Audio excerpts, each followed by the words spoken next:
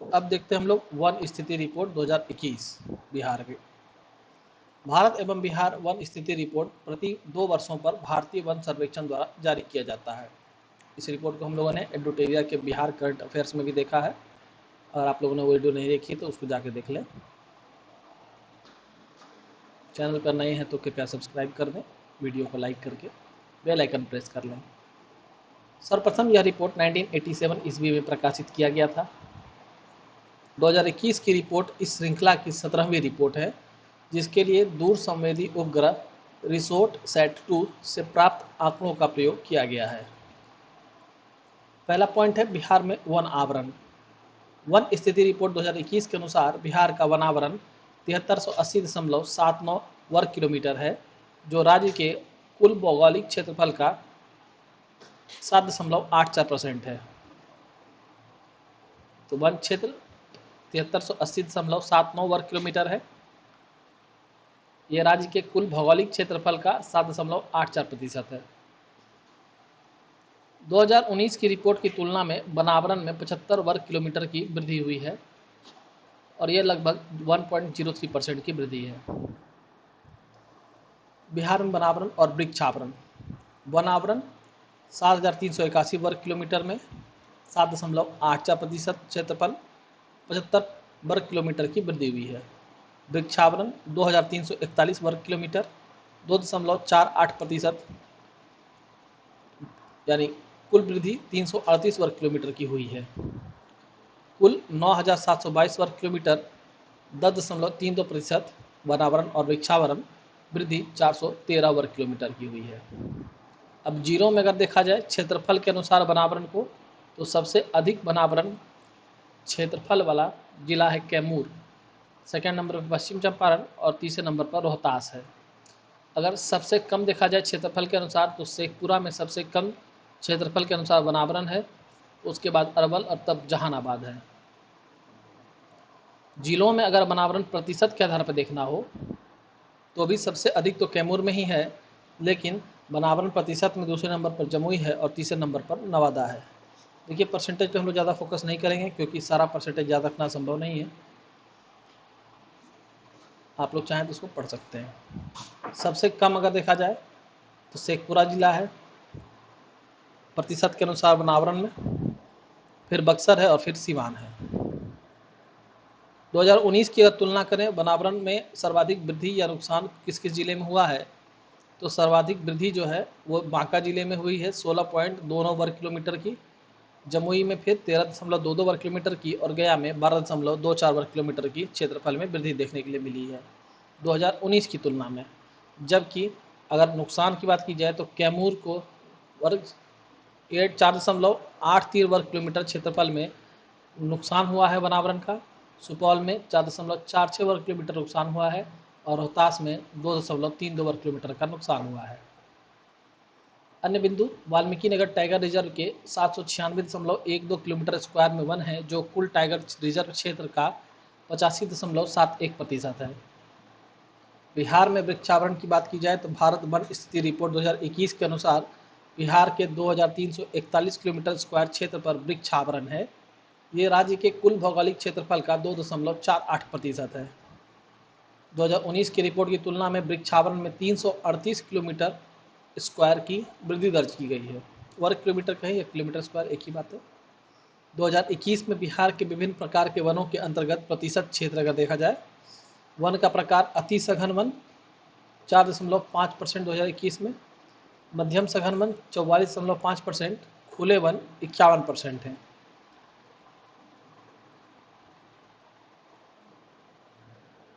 बिहार में वनावरण में शेष जिले, बहुत घने वन में पश्चिमी चंपारण शीर्ष जिला है, मध्यम रूप से घने वन में भी पश्चिम चंपारण है, खुले वन में कैमूर शीर्ष जिला है। क्षेत्रफल यहाँ पर दिया हुआ है।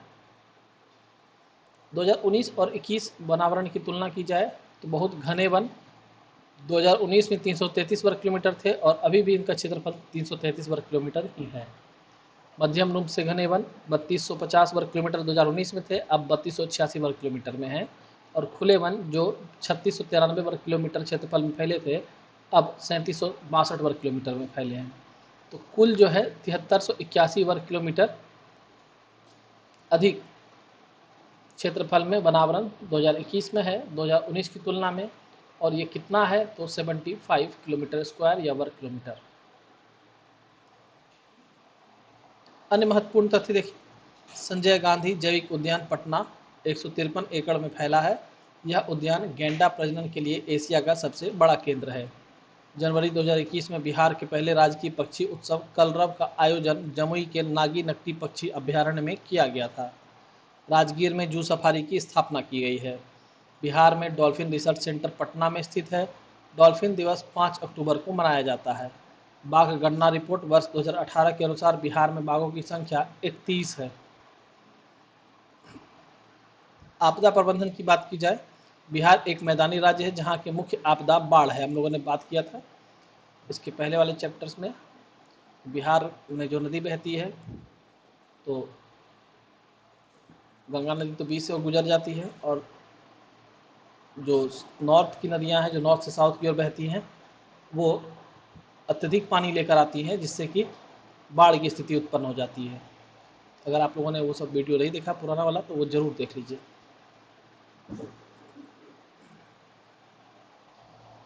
इसके अतिरिक्त बिहार सूखा, भूकंप, चक्रवात और लू जैसी आपदाओं से भी पीड़ित होता है। बिहार की बात करें तो बिहार के 38 जिले में से 28 जिले बाढ़ प्रभावित हैं। इन 28 जिलों में 15 अत्यधिक बाढ़ प्रभावित और 13 कम बाढ़ प्रभावित जिले हैं। बाढ़ का अत्यधिक प्रभाव उत्तर बिहार में देखा जाता है। बिहार का बाढ़ग्रस्त क्षेत्र भारत के कुल बाढ़ग्रस्त क्षेत्र का 16.5% है, यानी बहुत ज़्यादा है। अत्यधिक बाढ़ प्रभावित 15 जिले हैं। पूर्वी चंपारण, मुजफ्फरपुर, वैशाली, सीतामढ़ी, शिवहर, दरभंगा, मधुबनी, समस्तीपुर, सहरसा, सुपौल, मधेपुरा, खगड़िया, बेगूसराय, भागलपुर, कटिहार। और कम बाढ़ प्रभावित जिले 13 हैं। पश्चिमी चंपारण, सारण, सिवान, गोपालगंज, पूर्णिया, किशनगंज, पटना, नालंदा, भोजपुर, बक्सर, लखीसराय और शेखपुरा। याद रखना नहीं है। बाढ़ आने के प्रमुख कारण, अगर आप लोगों ने वो पीछे वाली सीरीज देखी है और उसमें आपको पता है कि जल का किस तरह से तंत्र बना हुआ है बिहार में, किस तरह से नदियाँ किस तरह से बहती हैं, तो हमने वहाँ पर डिस्कस किया है। आप बिल्कुल समझ पाएंगे कि बाढ़ आने के क्या कारण है और दूसरा क्षेत्र में सूखा रहने का क्या कारण है। बिहार में वर्षा ऋतु के 2 माह में अत्यधिक वर्षा होना और उत्तर बिहार की नदियों में वर्षा ऋतु में अत्यधिक जल का प्रवाह होना, ये दोनों ही कारण बाढ़ आने के प्रमुख कारण हैं। बिहार में जल प्रबंधन का अभाव है। तटबंधों का टूटना और जल संग्रहण क्षेत्र में मानव का प्रसार आदि भी कारण बनता है। सूखा की बात करें, मानसून की अनिश्चितता और जल के अवैज्ञानिक दोहन के कारण सूखा की स्थिति उत्पन्न होती है। बिहार का लगभग 20% क्षेत्र सूखे से प्रभावित होता है। सूखे से प्रभावित होने वाले प्रमुख क्षेत्र जिले हैं औरंगाबाद, गया, नवादा, रोहतास, कैमूर, मुंगेर आदि। सूखा नियंत्रण के लिए आधुनिक सिंचाई पद्धति जैसे टपक सिंचाई, फव्वारा सिंचाई आदि का प्रयोग और नहर निर्माण का कार्य किया जाना आवश्यक है। भूकंप की बात करें तो बिहार की भौगोलिक अवस्थिति हिमालय के समीप होने के कारण यहाँ भूकंप की संभावना को जन्म देती है। बिहार के अलग अलग क्षेत्रों को भूकंप की संभावना के आधार पर विभिन्न जोन 5, 4, 3 इत्यादि में विभाजित किया जाता है। 5 जोन में अत्यधिक प्रबलता वाले भूकंप आते हैं, 4 जोन में मध्यम प्रबलता और 3 जोन में निम्न प्रबलता। तो जोन 5 में वैसे जिले होंगे जो कि नेपाल से सटे हुए होंगे, अररिया, किशनगंज, सहरसा, सुपौल, मधेपुरा, सीतामढ़ी, दरभंगा, मधुबनी, ये सभी जिले। जोन 4 में पूर्वी चंपारण, पश्चिमी चंपारण, सारण, वैशाली, पटना, सिवान, शिवहर, और जोन 3 में गया, औरंगाबाद, रोहतास, कैमूर, बक्सर, भोजपुर और मुंगेर आदि जिले हैं। चक्रवात की बात करें, बिहार भौगोलिक रूप से समुद्र तटीय राज्य नहीं है, बल्कि कैसा है, भू आबद्ध राज्य है, लैंडलॉक्ड है। लेकिन बंगाल की खाड़ी के समीप होने के कारण बिहार चक्रवात जैसी आपदा से कभी कभी प्रभावित होता है। बंगाल की खाड़ी में उत्पन्न होने वाला चक्रवात पश्चिम बंगाल, झारखंड से होकर बिहार के सीमावर्ती जिलों को प्रभावित करता है। चक्रवात से मुख्य रूप से बिहार के पूर्वी जिले किशनगंज, पूर्णिया, भागलपुर, कटिहार, अररिया आदि जिले प्रभावित होते हैं। चक्रवात में मूसलाधार वर्षा एवं तेज हवाओं से जान माल की भी क्षति होती है। सेंदाई फ्रेमवर्क और बिहार, जापान के सेंदाई शहर में मार्च 2015 में आपदा जोखिम में कमी लाने के लिए तीसरा संयुक्त राष्ट्र विश्व शिखर सम्मेलन आयोजित किया गया था। इस सम्मेलन में आपदा जोखिम में कमी लाने से संबंधित 7 प्रमुख लक्ष्य निर्धारित किए गए हैं। भारत ने 1 जून 2016 को सेंदाई फ्रेमवर्क को अपनाया है। बिहार भारत का पहला राज्य है जिसने सेंदाई फ्रेमवर्क से संबंधित कार्य योजना को लागू किया है। तो इस तरह हम लोग का यह टॉपिक खत्म हो गया। नेक्स्ट है बिहार की अर्थव्यवस्था। कृषि। बिहार एक मैदानी राज्य है। बिहार का लगभग 96% भूभाग मैदानी है। यह मैदानी क्षेत्र उपजाऊ जलोढ़ मिट्टी से समृद्ध है। जलोढ़ मृदा, सिंचाई की उपलब्धता तथा भौगोलिक अनुकूलता के कारण बिहार एक कृषि प्रधान राज्य है। बिहार के लगभग 70% श्रमिक कृषि एवं सहवर्ती क्षेत्र पर आश्रित हैं। बिहार आर्थिक सर्वेक्षण 2021 के अनुसार कृषि एवं सहवर्ती क्षेत्र का बिहार के सकल घरेलू उत्पाद में 19.2% का योगदान है। हम लोगों ने 2023-24 का भी और 2024-25 का जो बजट और आर्थिक सर्वेक्षण आया है, ये हम लोगों ने एडुटेरिया के बिहार करंट अफेयर से कंप्लीट कर लिया है। आप लोगों ने अगर वो वीडियो नहीं देखा है तो आप लोग जा करके देख सकते हैं, प्लेलिस्ट में वीडियो अपलोडेड है। बिहार के कुल भूभाग में कृषि क्षेत्र शुद्ध बुआई 54.2% और कुल अकृषि भूमि 45.8% है।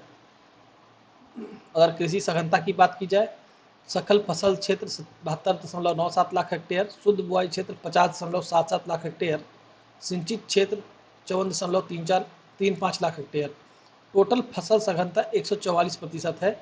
इन सब में डेटा याद रखने के यही है जो प्री में आपके काम आएगा। ये सभी मेंस में काम आ सकते हैं, ये प्रीलिम्स में आपके काम आएगा। बिहार में फसल उत्पादन के प्रकार। रबी, यह अक्टूबर नवंबर माह में बोई जाती है और मार्च अप्रैल में काट ली जाती है। गेहूं, चना, सरसों, मटर, आलू, जौ इसके प्रमुख उदाहरण हैं। खरीफ फसल जून जुलाई माह में बोई जाती है और नवंबर दिसंबर माह में काट ली जाती है। धान, गन्ना, ज्वार, बाजरा, मक्का, अरहर इसके प्रमुख उदाहरण हैं। जायद फसल रबी और खरीफ के बीच में 2-3 माह में उपजाई जाने वाली फसलें हैं। यह अप्रैल मई में बोई जाती हैं तथा जून जुलाई में काट ली जाती है। मक्का, जूट, मरुआ, तरबूज, ककड़ी, मूंग, लोबिया, पत्तेदार सब्जियां आदि इसके प्रमुख उदाहरण हैं। बिहार में सर्वाधिक उपजाई जाने वाली फसल चावल यानी धान है। दूसरी प्रमुख फसल गेहूं है। प्रमुख फसल और उसके उत्पादक एवं उत्पादकता वाले जिले, तो इसके बारे में हम लोगों ने विस्तृत रूप से बिहार करंट अफेयर्स में बात की हुई है। आप लोग वो वीडियो को देखिए, ज़रूर देखिए, उसमें सारी बातें कवर हैं। यहाँ पर जो दिया है, चावल रोहतास सर्वाधिक उत्पादन वाला जिला है और उत्पादकता पश्चिम चंपारण में है। गेहूं भी रोहतास सबसे ज़्यादा उत्पादन करता है, लेकिन सर्वाधिक उत्पादकता बेगूसराय में है। मक्का कटिहार में सबसे अधिक उत्पादन होता है और इसकी सर्वाधिक उत्पादकता वाला क्षेत्र जिला अररिया है। दलहन पटना में उपजाया जाता है सर्वाधिक, परंतु जहानाबाद में इसकी उत्पादकता सर्वश्रेष्ठ है। आप लोगों को यदि उत्पादन और उत्पादकता में अंतर है, तो उत्पादन का मतलब होता है कि टोटल जो हमारा, जैसे मान लीजिए हमारा 5 एकड़ का क्षेत्र था, 5 एकड़ का हमने कृषि किया, तो 5 एकड़ में कितनी फसल हुई, ये हमारा उत्पादन हो गया। लेकिन उत्पादकता जो है वो 1 किलोमीटर स्क्वायर में हमारी कितनी उपज हुई, ये उत्पादकता कहलाता है। ये अंतर है। उत्पादन की दृष्टि से बिहार के प्रमुख 3 फल क्रमशः केला, आम और अमरूद है। बिहार में सर्वाधिक लीची उत्पादन मुजफ्फरपुर में होता है। सर्वाधिक गन्ना उत्पादन पश्चिमी चंपारण में, चाय उत्पादन किशनगंज में, जूट उत्पादन पूर्णिया में। बिहार 2020-21 में कुल खाद्यान्न उत्पादन 17.952 लाख टन अनुमानित है। क्योंकि ये पुराना डेटा है, आप लोग इसको अपडेट कर लीजिएगा। बिहार में कृषि और सहवर्ती क्षेत्र में 16-17 से 20-21 के दौरान 2.1% की दर से वृद्धि हुई है। अभी क्या है, अभी का डेट देख लीजिएगा। इसकी बात हम लोगों ने एडुटेरिया के बिहार करंट अफेयर्स में किया है, आप लोग प्लेलिस्ट में देख सकते हैं, वहाँ अपडेटेड हर चीज़ अपडेटेड है। बिहार भारत के कुल खाद्यान्न उत्पादन का लगभग 6.6% उत्पादन करता है। वर्ष 2012 से अब तक बिहार राज्य को 5 बार कृषि कर्मण पुरस्कार मिला है। 11-12 में चावल के लिए, 12-13 में गेहूं के लिए, 15-16 में मक्का के लिए, 16-17 में गेहूं के लिए, मक्का के लिए, और 17-18 में गेहूं के लिए। 2 बार मक्का के लिए, 2 बार गेहूं के लिए और 1 बार चावल के लिए। बिहार में कृषि के समग्र विकास के लिए राज्य सरकार द्वारा 3 कृषि रोड मैप का निर्माण और क्रियान्वयन किया गया है। चतुर्थ कृषि रोड मैप भी जारी हो चुका है 2023 से 28 तक के लिए। इसकी चर्चा हम लोगों ने बिहार करंट अफेयर्स के ट्रिविया सीरीज में की हुई है। 3 को देख लीजिए, 8 से 12, 12 से 17 और 17 से 22। चौथा 23 से 28 किया जा चुका है। इसी 23-22 को बढ़ा करके 23 तक कर दिया गया था तृतीय कृषि रोड मैप को। राज्य सरकार के द्वारा कृषि से जुड़े सभी विभागों को साथ लेकर कृषि के समग्र विकास के लिए एक समिति का गठन किया गया है, जिसके अध्यक्ष बिहार के मुख्यमंत्री हैं। चौथे कृषि रोड मैप तैयारी नहीं, ये लागू हो चुका है। इसका कार्यकाल 1 अप्रैल 23 से 31 मार्च 28 तक का है। इस रोड मैप में जलवायु अनुकूल कृषि, कृषि विविधीकरण आदि पर विशेष बल दिया गया है। सिंचाई, बिहार में सिंचाई के प्रमुख साधन नहर, नलकूप, पईन, तालाब और कुआं हैं। बिहार के कुल सिंचित क्षेत्र का लगभग 64% हिस्सा नलकूपों के द्वारा संचित होता है। पशुपालन की बात करें तो कृषि प्रधान राज्य होने के कारण बिहार में पशुपालन रोजगार और आय का एक प्रमुख साधन है। आर्थिक सर्वेक्षण 21-22 के अनुसार बिहार में 19 में पशुओं की संख्या 365.4 लाख थी। अब इसको अपडेट कर लेना है आप लोगों को, जो भी डेटा है इसके आप कहाँ मिलेगा, ये डेटा आपको PDF के फॉर्म में टेलीग्राम लिंक दिया हुआ है नीचे, उसमें मिलेगा, या फिर आप प्लेलिस्ट में चले जाइएगा। प्लेलिस्ट में आपके एडिटोरिया बिहार करंट अफेयर्स पढ़ाया हुआ है, उसके अंदर डेटा अपडेटेड है। वर्ष 2016-17 से 20-21 के मध्य पशुधन में बिहार में 10% दर से वृद्धि हुई है। वर्ष 20-21 में पशुधन उत्पादन की स्थिति देखा जाए, दूध उत्पादन, अंडा उत्पादन, मछली उत्पादन और मांस उत्पादन यहाँ पर वैल्यू दिया हुआ है, देख लीजिएगा। पशुओं की संख्या और प्रतिशत इतना ज़्यादा मायने नहीं रखता है, फिर भी दिया हुआ है, आप देख सकते हैं इसको। खनिज, नॉट खनिज, खनिज पृथ्वी की भूपर्पटी या भूगर्भ में प्राकृतिक रूप से पाए जाने वाले तत्वों तथा यौगिकों को खनिज कहते हैं। इन्हें भौतिक एवं रासायनिक गुणों के आधार पर धात्विक और अधात्विक में विभाजित किया जाता है। बिहार से झारखंड के विभाजन के पूर्व बिहार में देश का लगभग 25% खनिज पाया जाता था। यह मुख्यतः छोटा नागपुर पठारी क्षेत्र में पाए जाते हैं। विभाजन के पश्चात बिहार में खनिज की मात्रा केवल 2 से 3% ही शेष रह गई है। वर्तमान में बिहार में दक्षिणी सीमा पर धारवाड़ और विंध्यक्रम की चट्टानों में ही खनिज पाए जाते हैं। यानी जनरली जो आपका बिहार और झारखंड के बीच में जो सीमा लगती है, उसमें जो ज़िले हैं उसी में ज़्यादातर खनिज मिलता है। बिहार में पाए जाने वाले मुख्य खनिज चूना पत्थर, पायराइट, अभ्रक, मैंगनीज, चीनी मिट्टी, क्वार्ट्ज, बॉक्साइट आदि है। देखिए, ये खनिज है, उत्पादक क्षेत्र या जिले हैं और इसकी विशेषताएं हैं। चूना पत्थर रोहतास में पाया जाता है। रोहतास की पहाड़ी और कैमूर की पहाड़ी में भी पाया जाता है। सीमेंट उद्योग का प्रमुख कच्चा माल होता है। रोहतास में सीमेंट कारखाना स्थापित है। चीनी उद्योग में शुद्धिकरण के लिए उपयोगी है। इस्पात उद्योग के लिए भी उपयोगी होता है। पाइराइट रोहतास, आमझौर और बंजारी में पाया जाता है। भारत के कुल भंडार का 95% बिहार में है। पाइराइट पर बिहार का एकाधिकार है, याद रखिएगा। यह गंधक का मुख्य स्रोत होता है, सल्फर इसी से निकाला जाता है। इसका उपयोग उर्वरक उद्योग, कागज उद्योग, पेट्रोलियम संशोधन आदि में होता है। अभ्रक की बात करें, नवादा, गया, जमुई, मुंगेर। विश्व में सबसे उच्च कोटि का अभ्रक बिहार में पाया जाता है। अभ्रक विद्युत का कुचालक है, इसलिए इसका उपयोग विद्युत उपकरण, इलेक्ट्रॉनिक उद्योग आदि में होता है। चीनी मिट्टी भागलपुर, बांका, मुंगेर में होता है। इसका उपयोग बर्तन, विद्युत प्रतिरोध उपकरण बनाने में होता है। इसके अतिरिक्त वस्त्र, कागज, पेंट आदि उद्योग में भी इसका उपयोग होता है। क्वार्टजाइट मुंगेर में मिलता है, गया में मिलता है, जमुई में मिलता है। इसका उपयोग भवन निर्माण सामग्री के रूप में मुख्य रूप से होता है। बॉक्साइट की बात करें तो मुंगेर, खड़गपुर की पहाड़ियों में मिलता है। बॉक्साइट एल्यूमिनियम का एक अयस्क है। एल्यूमिनियम का उपयोग बृहत रूप से होता है। सोना की बात की जाए तो जमुई में, करमटिया में, मुंगेर, पश्चिमी चंपारण में थोड़ा बहुत मिलता है। सोना एक बहुमूल्य धातु है। बिहार के जमुई जिले में सोने के विशाल भंडार का पता लगाया गया है जियोलॉजिकल सर्वे ऑफ इंडिया के द्वारा। सोरा सारण, मुजफ्फरपुर, बेगूसराय, पूर्वी चंपारण आदि में मिलता है। ये इसमें सोडियम और पोटेशियम नाइट्रेट के रूप में ये सोरा पाया जाता है। इसका उपयोग विस्फोटक पदार्थ यानी बारूद बनाने में, पटाखा, कांच, इस्पात उद्योग में किया जाता है। क्वार्ट्ज जमुई, नवादा, गया आदि में पाया जाता है। इसका उपयोग कांच, विद्युत और इलेक्ट्रॉनिक उद्योग में होता है। यूरेनियम गया और नवादा में मिलता है, ऊर्जा उत्पादन की दृष्टि से बहुमूल्य है। स्लेट मुंगेर, खड़गपुर की पहाड़ी से प्राप्त होता है। इसका उपयोग सजावटी पत्थर के रूप में किया जाता है। मैंगनीज गया और मुंगेर में मिलता है। मैंगनीज का उपयोग धातु निर्माण कार्य में किया जाता है। मुख्य रूप से इसका उपयोग इस्पात उद्योग में होता है। एस्बेस्टस भी मुंगेर से प्राप्त होता है। इसका उपयोग कपड़े, कागज, छत ढकने के तख्ते बनाने में किया जाता है। इसमें आग नहीं लगती है, इस कारण से इससे बने कपड़े फायर फाइटर्स पहनते हैं। ये क्या था? एस्बेस्टस। गैलेना माका में इसका उपयोग परमाणु संयंत्र, रसायन उद्योग, पेंट उद्योग में किया जाता है। पेट्रोलियम पश्चिमी चंपारण में ईंधन के रूप में प्रयोग होता है। प्राकृतिक गैस पूर्णिया, किशनगंज और कटिहार में ईंधन के रूप में ही प्रयोग किया जाता है।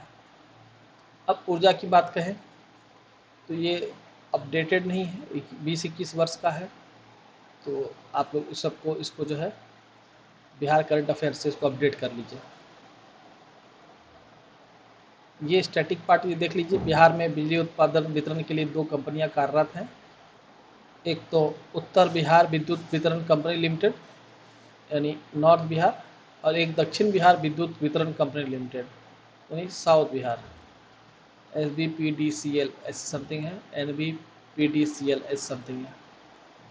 बिहार में ऊर्जा के 3 अभिकरण इकाई कार्यशील हैं: बिहार राज्य विद्युत बोर्ड, बिहार राज्य जल विद्युत निगम लिमिटेड और बिहार नवीकरणीय ऊर्जा विकास अभिकरण ब्रेडा। बिहार में कुल 13 जल विद्युत परियोजनाएं चालू हैं। इनसे 54.3 मेगावाट विद्युत उत्पादन होता है।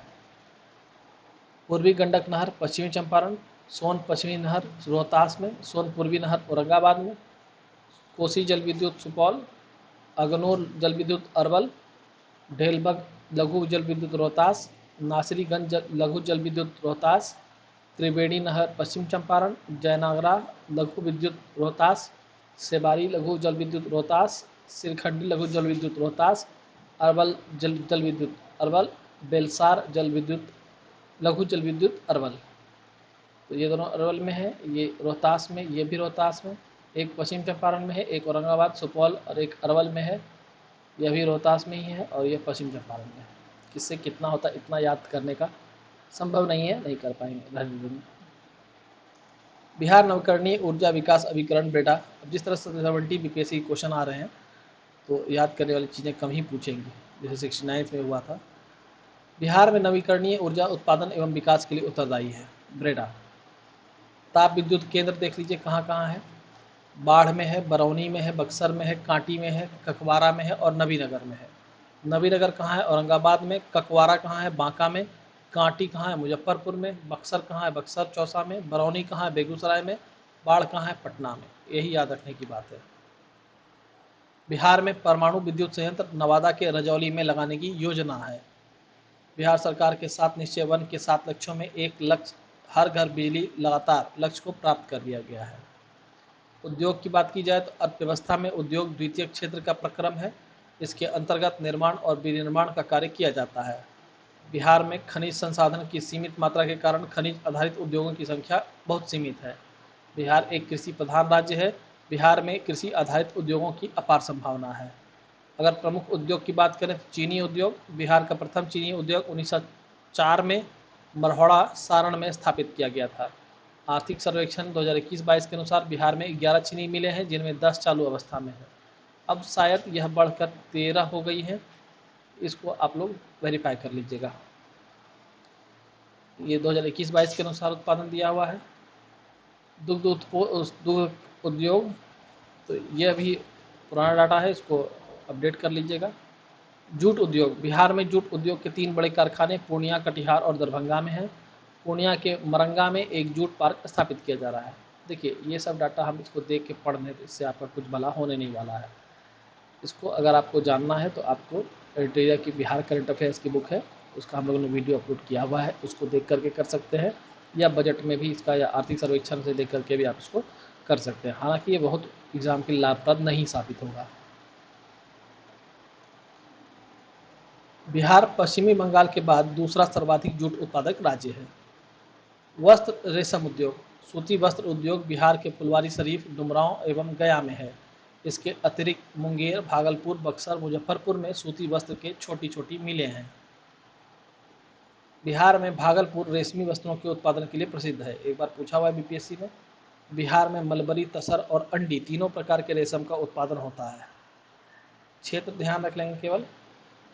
मलबरी जो है सहरसा, सुपौल, अररिया, मधेपुरा, पूर्णिया में। तसर बांका, मुंगेर, नवादा, कैमूर, जमुई में। और अंडी मुजफ्फरपुर, बेगूसराय में।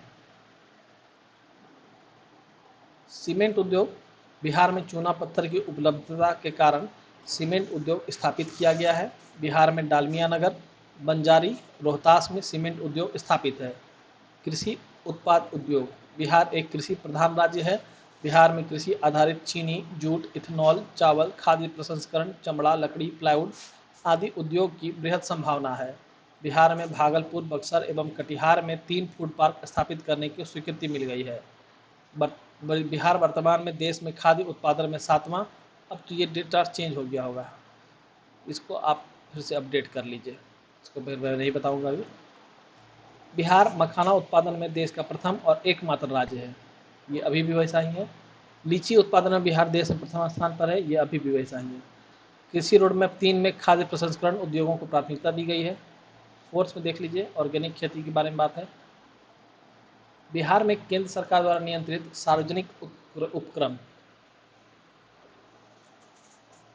Fertiliser corporation of India limited Barauni में, Indian oil corporation limited Barauni में, Bharat wagon and engineering company limited Mokama में, रेलवे विद्युत इंजन कारखाना मधेपुरा में, रेल पहिया बेला सारण में, डीजल और इलेक्ट्रिक मढ़ौरा सारण में, carriage repair rail workshop Harnaut Nalanda में।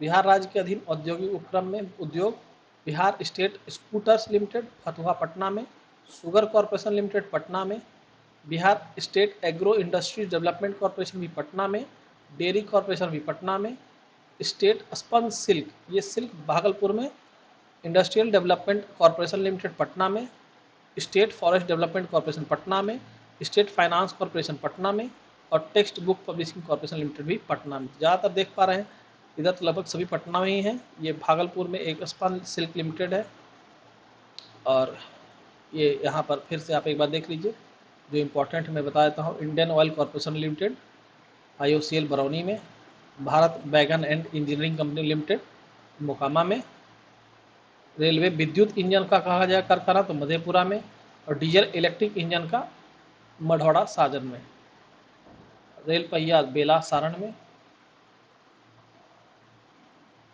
चमड़ा उत्पाद क्षेत्र है पटना मुजफ्फरपुर, चीनी के लिए पश्चिम चंपारण, पूर्वी चंपारण, सारण, कागज समस्तीपुर, रोहतास, दरभंगा। कागज़ के लिए एक जगह और फेमस है नेपानगर, इसको याद रखिएगा, इसके बारे में पूछा जा चुका है। रेशम के लिए भागलपुर, सूती वस्त्र गया, पटना, सिवान, भागलपुर, औषधि मुजफ्फरपुर, पटना, सीमेंट रोहतास, उर्वरक बरौनी, बेगूसराय, प्लाईवुड हाजीपुर, पूर्णिया, पटना, कालीन ओबरा औरंगाबाद, तेल शोधन बरौनी, बेगूसराय। बिहार में औद्योगिक विकास के लिए बिहार औद्योगिक क्षेत्र विकास प्राधिकरण यानी बियाडा की स्थापना 1974 ईस्वी में की गई है। इसके 4 क्षेत्रीय कार्यालय पटना, भागलपुर, मुजफ्फरपुर और दरभंगा में स्थित है। इसके 9 क्लस्टर कार्यालयों के अंतर्गत 74 औद्योगिक क्षेत्र हैं। बिहार में औद्योगिक विकास के लिए औद्योगिक विकास प्रोत्साहन नीति 2016 बनाई गई है। परिवहन की बात की जाए तो इसमें सड़क का साधन, सड़क परिवहन, परिवहन का साधन सड़क, रेल, वायु और जल परिवहन है। सड़क परिवहन की बात की जाए, यह यातायात का सबसे आसान और सस्ता साधन माना जाता है।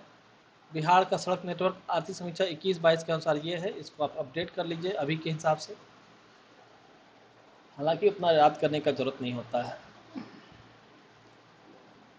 प्रति 1000 वर्ग किलोमीटर भौगोलिक क्षेत्रफल पर 3086 किलोमीटर पद घनत्व के साथ बिहार का स्थान देश में तीसरा है। सड़कों की कुल लंबाई में बिहार का देश में 8वां स्थान है। पक्की सड़कों की कुल लंबाई में बिहार देश में 10वां स्थान पर है। NH की बात की जाए तो सर्वाधिक लंबाई वाला जिला बिहार का पटना है। राष्ट्रीय राजमार्ग का सबसे कम लंबाई वाला जिला शिवहर है। रेल परिवहन की बात की जाए तो बिहार में प्रथम रेल मार्ग का निर्माण 1862 ईस्वी में हावड़ा से मुगलसराय रेल मार्ग के दौरान हुआ था। बिहार में 2020 ईस्वी में रेल मार्ग की कुल लंबाई 3794 किलोमीटर थी, जो भारत के कुल रेल मार्ग का 5.6% है। भारत में रेल परिवहन में बिहार का स्थान 8वां है। बिहार में कुल चार रेल मंडल हैं: सोनपुर, दानापुर, समस्तीपुर और कटिहार मंडल, जिसमें से 3 ईस्टर्न सेंट्रल रेलवे में है और एक नॉर्थ ईस्ट में है।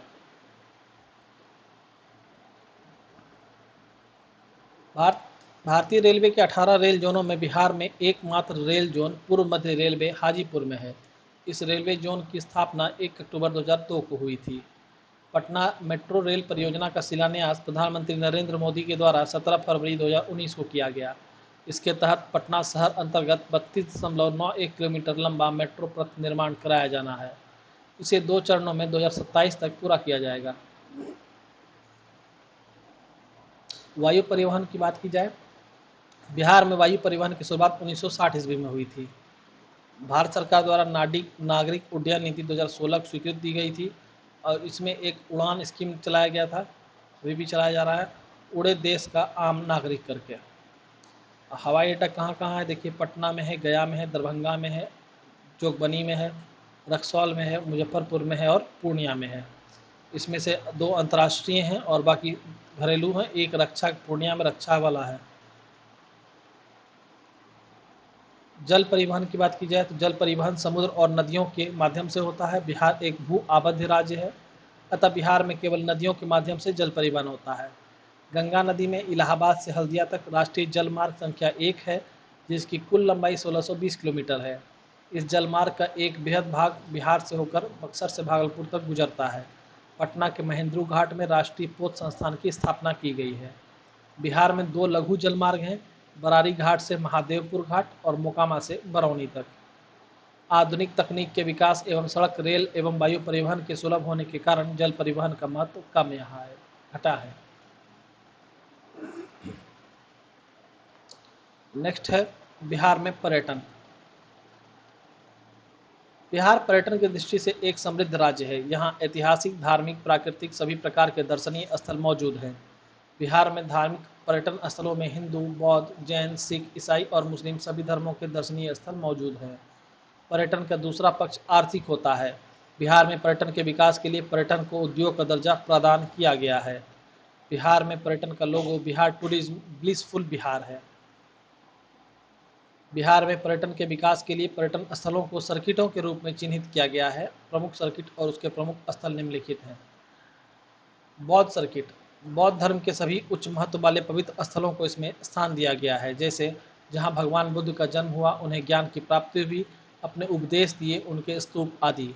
महाबोधि मंदिर गया, विश्व शांति स्तूप राजगीर, बुद्ध अवशेष स्तूप वैशाली, सुजातागढ़ स्तूप गया, अशोक स्तंभ वैशाली, केसरिया स्तूप पूर्वी चंपारण।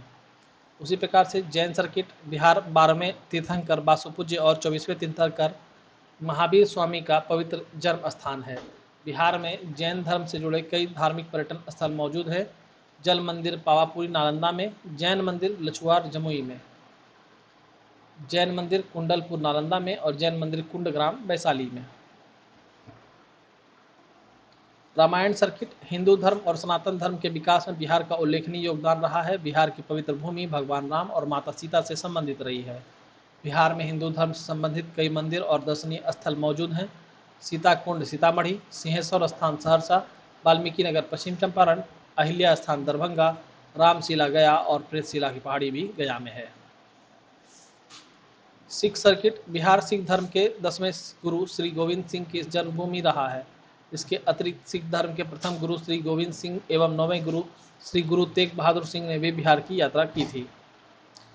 तख्त श्री हरमिंदर जी पटना साहिब पटना, गुरुद्वारा गुरु का बाग पटना, कंगन घाट पटना, प्रकाश पुंज पटना, गुरुद्वारा हांडी साहिब पटना, गुरुद्वारा बाल लीला पटना, गुरु नानक कुंड राजगीर।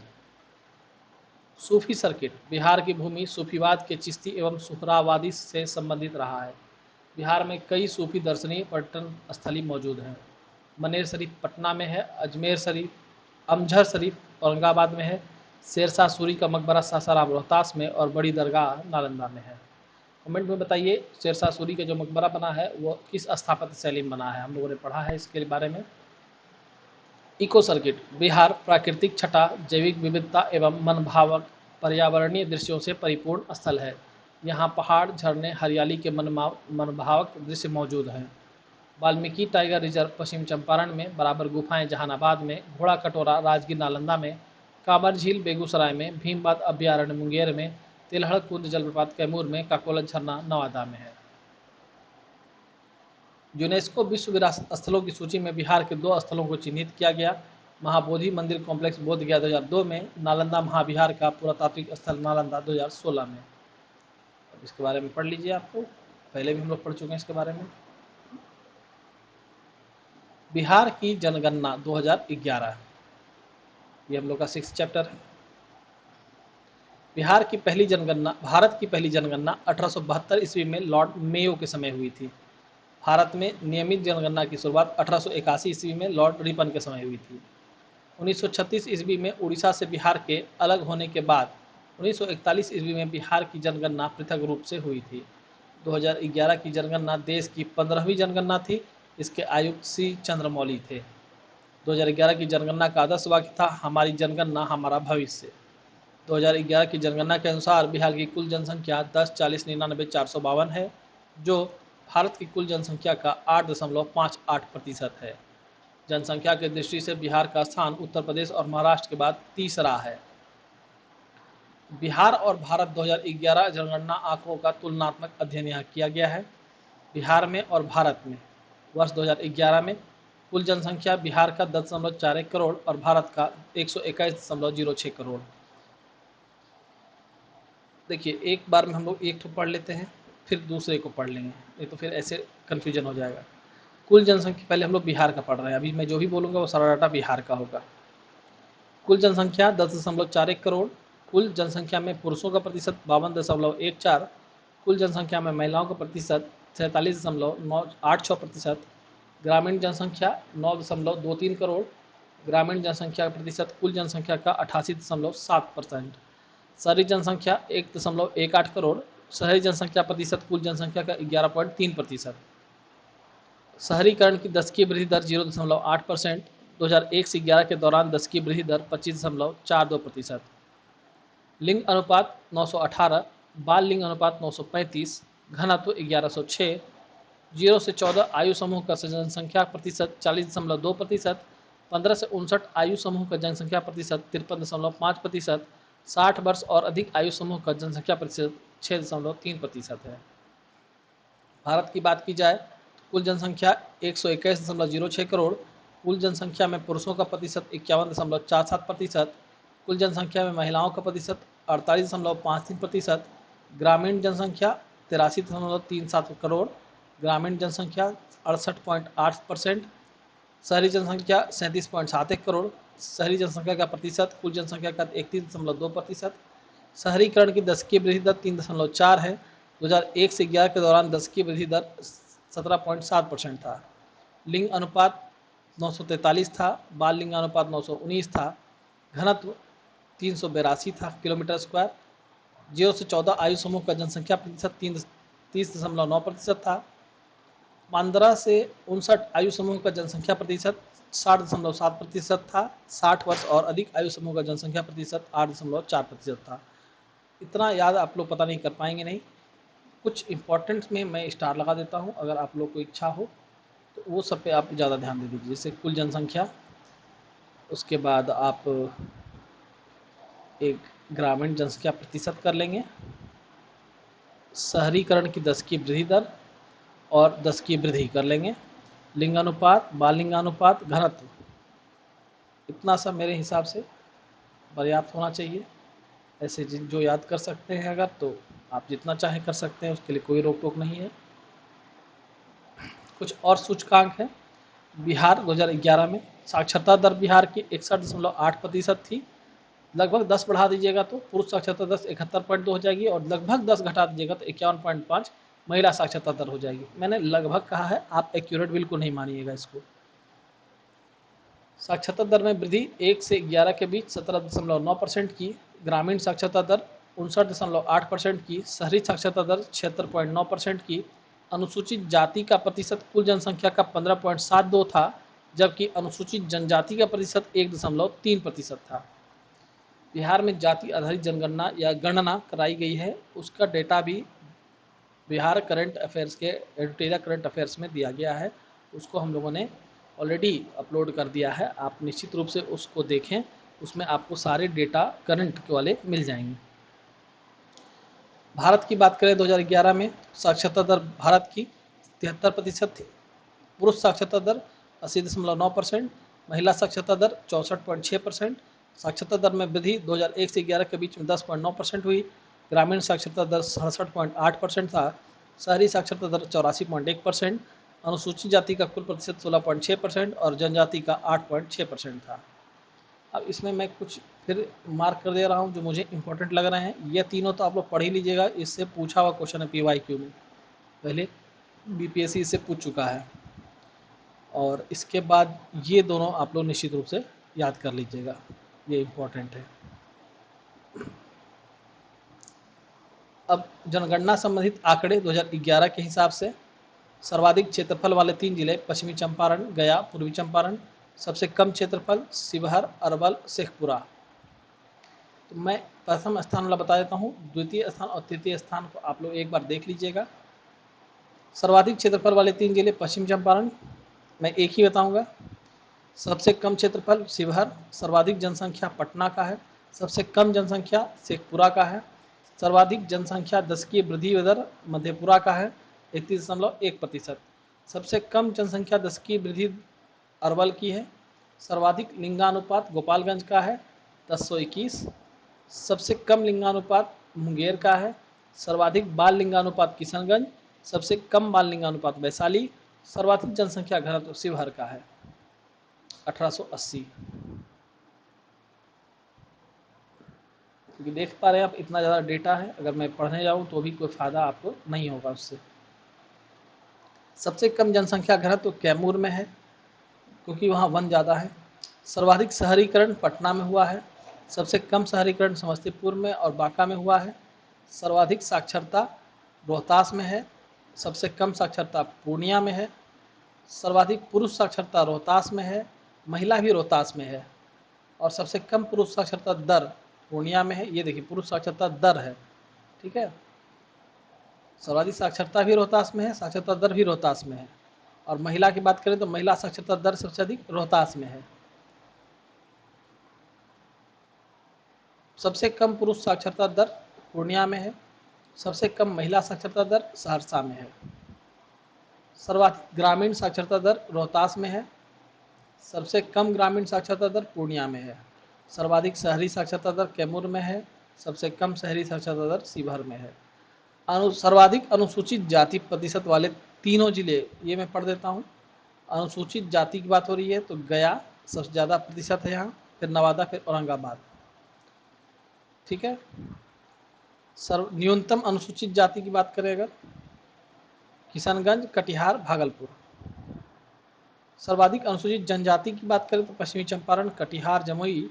और न्यूनतम अनुसूचित जनजाति की बात करें तो खगड़िया, समस्तीपुर और औरंगाबाद। इस प्रकार से यह भी टॉपिक हम लोगों ने कंप्लीट किया है। अब हम लोग बिहार की राज्य व्यवस्था देखेंगे, ये हम लोग का चैप्टर 7 है। पृथक बिहार प्रांत के गठन की घोषणा 1911 ईस्वी में की गई। तत्पश्चात 1912 ईस्वी में पृथक बिहार राज्य का गठन हुआ। पृथक बिहार राज्य में प्रथम विधानसभा चुनाव 1937 में हुआ। विधानसभा के लिए 152 और विधान परिषद के लिए 30 सीटों की व्यवस्था की गई। राज्य में 152 में से 70 निर्वाचन क्षेत्र सामान्य नागरिकों के लिए, 15 अनुसूचित जातियों, 7 अनुसूचित जनजातियों, 39 मुसलमानों, 4 महिलाओं, 2 आंग्ल भारतीय, 2 यूरोपीय समुदाय और 13 विशिष्ट क्षेत्र के लिए सुरक्षित था। चुनाव में 98 सीटों पर कांग्रेस ने जीत दर्ज की, 20 सीटों पर मुस्लिम लीग ने जीत दर्ज की थी। देखिए मैंने जितने बताया है, जो टॉप मोस्ट इम्पॉर्टेंट मुझे लग रहे हैं उस हिसाब से बताया है। यदि आप लोग चाहते हैं याद करने के लिए तो मैंने किसी को भी रोका नहीं है, आप लोग स्वतंत्र हैं, जितना अधिक चाहें उतना याद कर सकते हैं। मैंने एक मिनिमम क्राइटेरिया सेट किया है कि इतना तो आप लोगों को कर ही लेना चाहिए। कांग्रेस को सरकार बनाने का निमंत्रण मिला। श्री कृष्ण सिंह ने कांग्रेस पार्टी के आदेश पर पद ग्रहण से पूर्व सरकार से राजनीतिक स्वायत्तता का आश्वासन मांगा। आश्वासन नहीं मिलने पर श्री कृष्ण सिंह ने मंत्रिमंडल गठन से इनकार कर दिया। तत्कालीन गवर्नर ने इंडिपेंडेंट पार्टी के मोहम्मद यूनुस को मार्च 1937 ईस्वी में एक कार्यकारी सरकार बनाने का दायित्व सौंपा। इस प्रकार सरकार का गठन कर मोहम्मद यूनुस बिहार के पहले प्रधानमंत्री बने। उस समय मुख्यमंत्री को ही प्रधानमंत्री कहा जाता था, लेकिन गवर्नर और कांग्रेस के मध्य सहमति हो जाने पर 20 जुलाई 1937 ईस्वी को श्री कृष्ण सिंह के नेतृत्व में बिहार में पहली बार कांग्रेस की सरकार बनी। डॉक्टर सच्चिदानंद सिन्हा विधानसभा के प्रोटेम स्पीकर नियुक्त हुए। विधानसभा में 23 जुलाई 1937 ईस्वी को श्री रामदयालु सिंह अध्यक्ष और प्रोफेसर अब्दुल बारी उपाध्यक्ष चुने गए। 1939 ईस्वी में द्वितीय विश्व युद्ध में कांग्रेस के सहमति के विरुद्ध भारत को शामिल करने के मुद्दे पर कांग्रेस मंत्रिमंडल ने त्यागपत्र देकर विधानसभा भंग कर दिया। और एक और था, राजनीतिक बंदियों की रिहाई करने का भी मुद्दा था। 1939 ईस्वी से 1945 ईस्वी तक विधानसभा का गठन नहीं हुआ था। 1935 के अधिनियम के आधार पर 1946 ईस्वी में पुनः चुनाव हुए। अप्रैल 1946 ईस्वी में श्री कृष्ण सिंह ने कांग्रेस का प्रतिनिधित्व करते हुए मुख्यमंत्री पद संभाला। इस विधानसभा के द्वारा 39 सदस्यों को संविधान सभा के लिए चुना गया। इसमें सरोजिनी नायडू, डॉक्टर राजेंद्र प्रसाद, डॉक्टर सच्चिदानंद सिन्हा, जगजीवन राम आदि प्रमुख थे। स्वतंत्र भारत का पहला आम चुनाव 1952 ईस्वी में हुआ, जिसमें बिहार विधानसभा के 330 सीटों के लिए चुनाव हुए। स्वतंत्र बिहार के प्रथम मुख्यमंत्री श्री कृष्ण सिंह थे। भारतीय संविधान के भाग 6 में अनुच्छेद 152 से अनुच्छेद 237 के अंतर्गत राज्य सरकारों एवं उसकी कार्यप्रणालियों का वर्णन किया गया है। बिहार राज्य की शासन व्यवस्था देखते हैं तो इसमें 3 भाग हो जाएगा। एक आपका राज्य की विधायिका हो गई, एक राज्य की कार्यपालिका हो गई, और जानते हैं बिहार में स्थानीय स्वशासन भी लागू है। 73rd कॉन्स्टिट्यूशनल अमेंडमेंट एक्ट से स्थानीय स्वशासन को लागू कर दिया गया था। राज्य की विधायिका में 3 अंग हैं, राज्यपाल, विधान परिषद और विधानसभा। सॉरी, मेरा गलती हो गई। राज्य की विधायिका के 3 अंग हैं, राज्यपाल, विधान परिषद और विधानसभा। राज्य की कार्यपालिका के 3 अंग हैं, राज्यपाल, मुख्यमंत्री और मंत्रिपरिषद और प्रशासनिक पदाधिकारी। स्थानीय स्वशासन के 2 अंग हैं, पंचायती राज और नगरीय प्रशासन। राज्यपाल की बात करें तो राज्य सरकार का संवैधानिक प्रमुख राज्यपाल होता है। राज्यपाल को विधायी, कार्यपालिका एवं न्यायपालिका संबंधित अधिकार प्रदान किए गए हैं। इन अधिकारों का उल्लेख संविधान में अनुच्छेद 152 से 162 में किया गया है। राज्यपाल संवैधानिक प्रमुख होता है, लेकिन वह मंत्रिपरिषद की सलाह पर ही कार्य करता है, यानी यह नाम मात्र का ही प्रमुख हुआ, जैसे राष्ट्रपति हैं। राष्ट्रपति शासन के दौरान राज्यपाल प्रत्यक्ष रूप से कार्यपालिका का प्रधान हो जाता है। अब तक बिहार में 8 बार राष्ट्रपति शासन लगाया गया है। बिहार के राज्यपालों की सूची है, ये पूछा गया है question, I think 68th BPSC में। सर जेम्स डेविड शिफ्टन जो थे, ये बिहार के पहले राज्यपाल थे, ये बात पूछा हुआ है। टेन्योर याद करने की जरूरत नहीं है, तो ये याद कर लीजिए। और इसके बाद आप स्वतंत्रता के बाद बिहार के राज्यपाल की सूची में ये याद कर लीजिए, पहले थे जयराम दास दौलत राम, और चौथे थे डॉक्टर जाकिर हुसैन। इनको भी याद रख लीजिए क्योंकि ये बिहार के राष्ट्रपति आगे जाके बने थे। और यह भी एक महत्वपूर्ण व्यक्ति थे, नित्यानंद कानूनगो, 6ठे नंबर के थे ये। मैं आपको सिर्फ वही बता रहा हूँ जो मुझे लग रहा है कि इम्पोर्टेंट है। बाकी मैंने फिर से कह रहा हूँ, मैं आप लोगों को जो इम्पोर्टेंट लगे आप लोग निश्चित रूप से उसको पढ़ सकते हैं, याद कर सकते हैं, इसके लिए कहीं कोई रोक नहीं है। एक बूटा सिंह जो 29वें नंबर के राज्यपाल थे।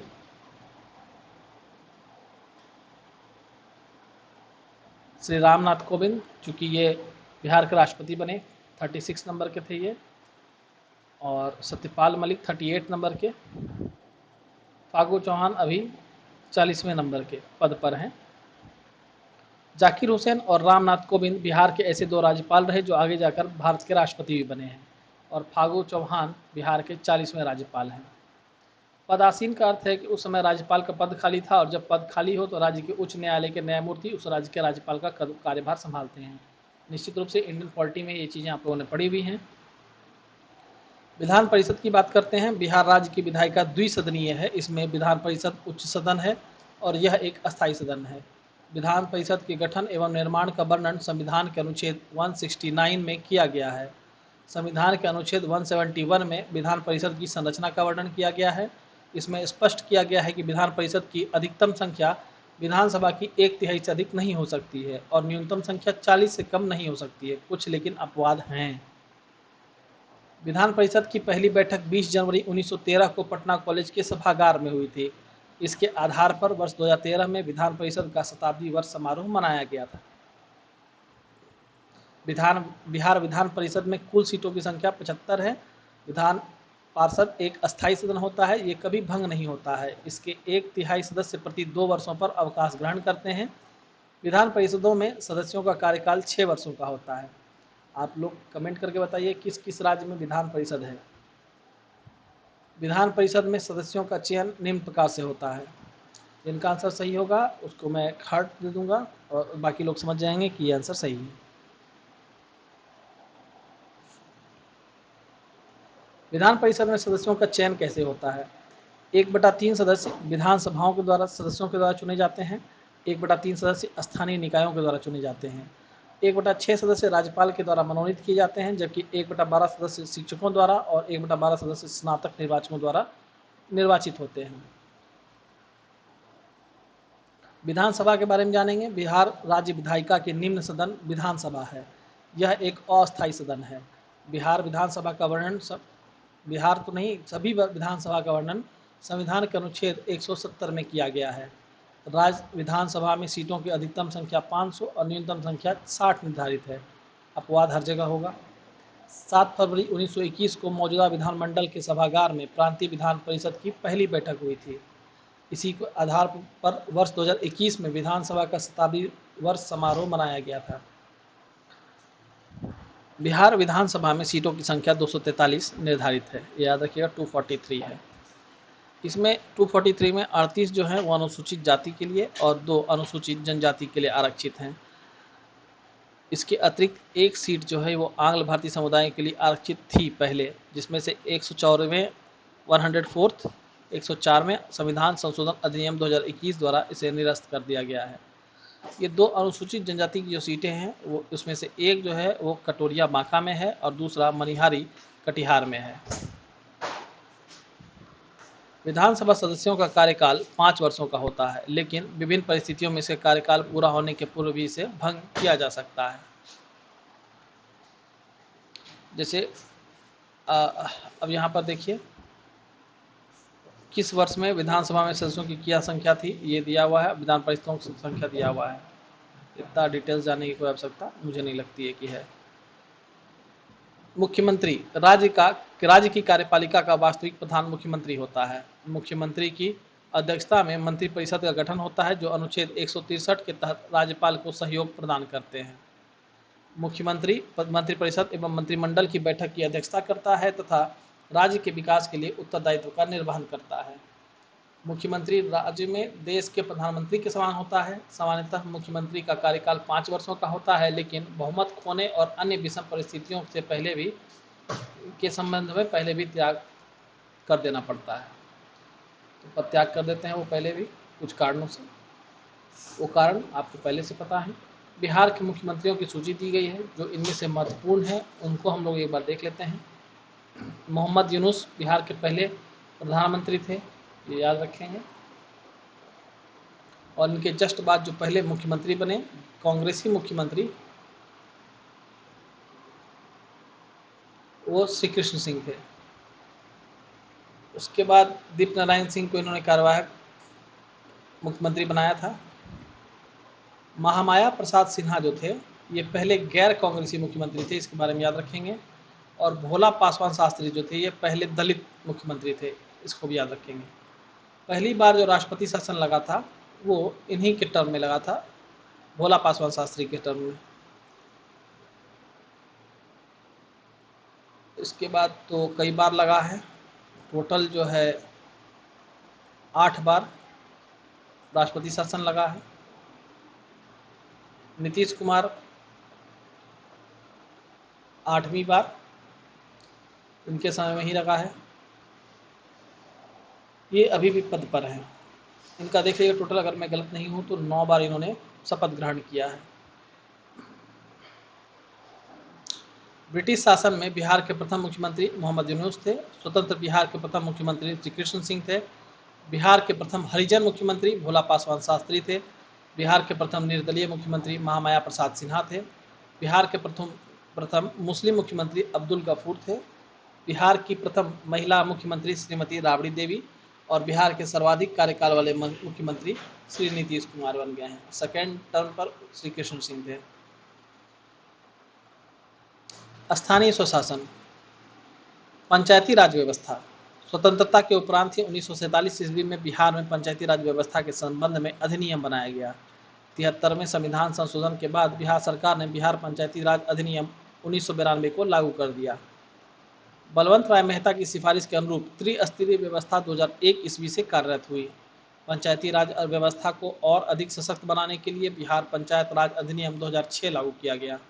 बिहार पंचायती राज अधिनियम 2006 के मुख्य प्रावधान निम्नलिखित हैं। पंचायती राज के 3 स्तर ग्राम पंचायत, पंचायत समिति और जिला परिषद होंगे। महिलाओं के लिए सभी स्तरों पर 50% आरक्षण होगा और ऐसा करने वाला बिहार पहला राज्य बना था। पिछड़े वर्गों को सभी स्तरों पर एवं पदों पर अधिकतम 20% आरक्षण होगा। अनुसूचित जाति, अनुसूचित जनजाति वर्ग को सभी स्तरों पर जनसंख्या के अनुपात में आरक्षण प्राप्त होगा। अनुसूचित जाति, अनुसूचित जनजाति तथा पिछड़े वर्ग का सभी स्तरों एवं पदों पर कुल आरक्षण 50% से अधिक नहीं होगा। पंचायती राज के निर्वाचित पद धारकों को लोक सेवक का दर्जा प्राप्त होगा। पंचायती राज का चुनाव राज्य निर्वाचन आयोग के अधीन होगा। बिहार पंचायत राज अधिनियम 2006 के अंतर्गत ग्राम सभा, ग्राम पंचायत, पंचायत समिति एवं जिला परिषद की संरचना एवं विशेषताएं। ग्राम सभा यह पंचायती राज के अधीन सबसे बड़ी सभा होती है। ग्राम सभा में गांव के सभी मतदाता सदस्य होते हैं।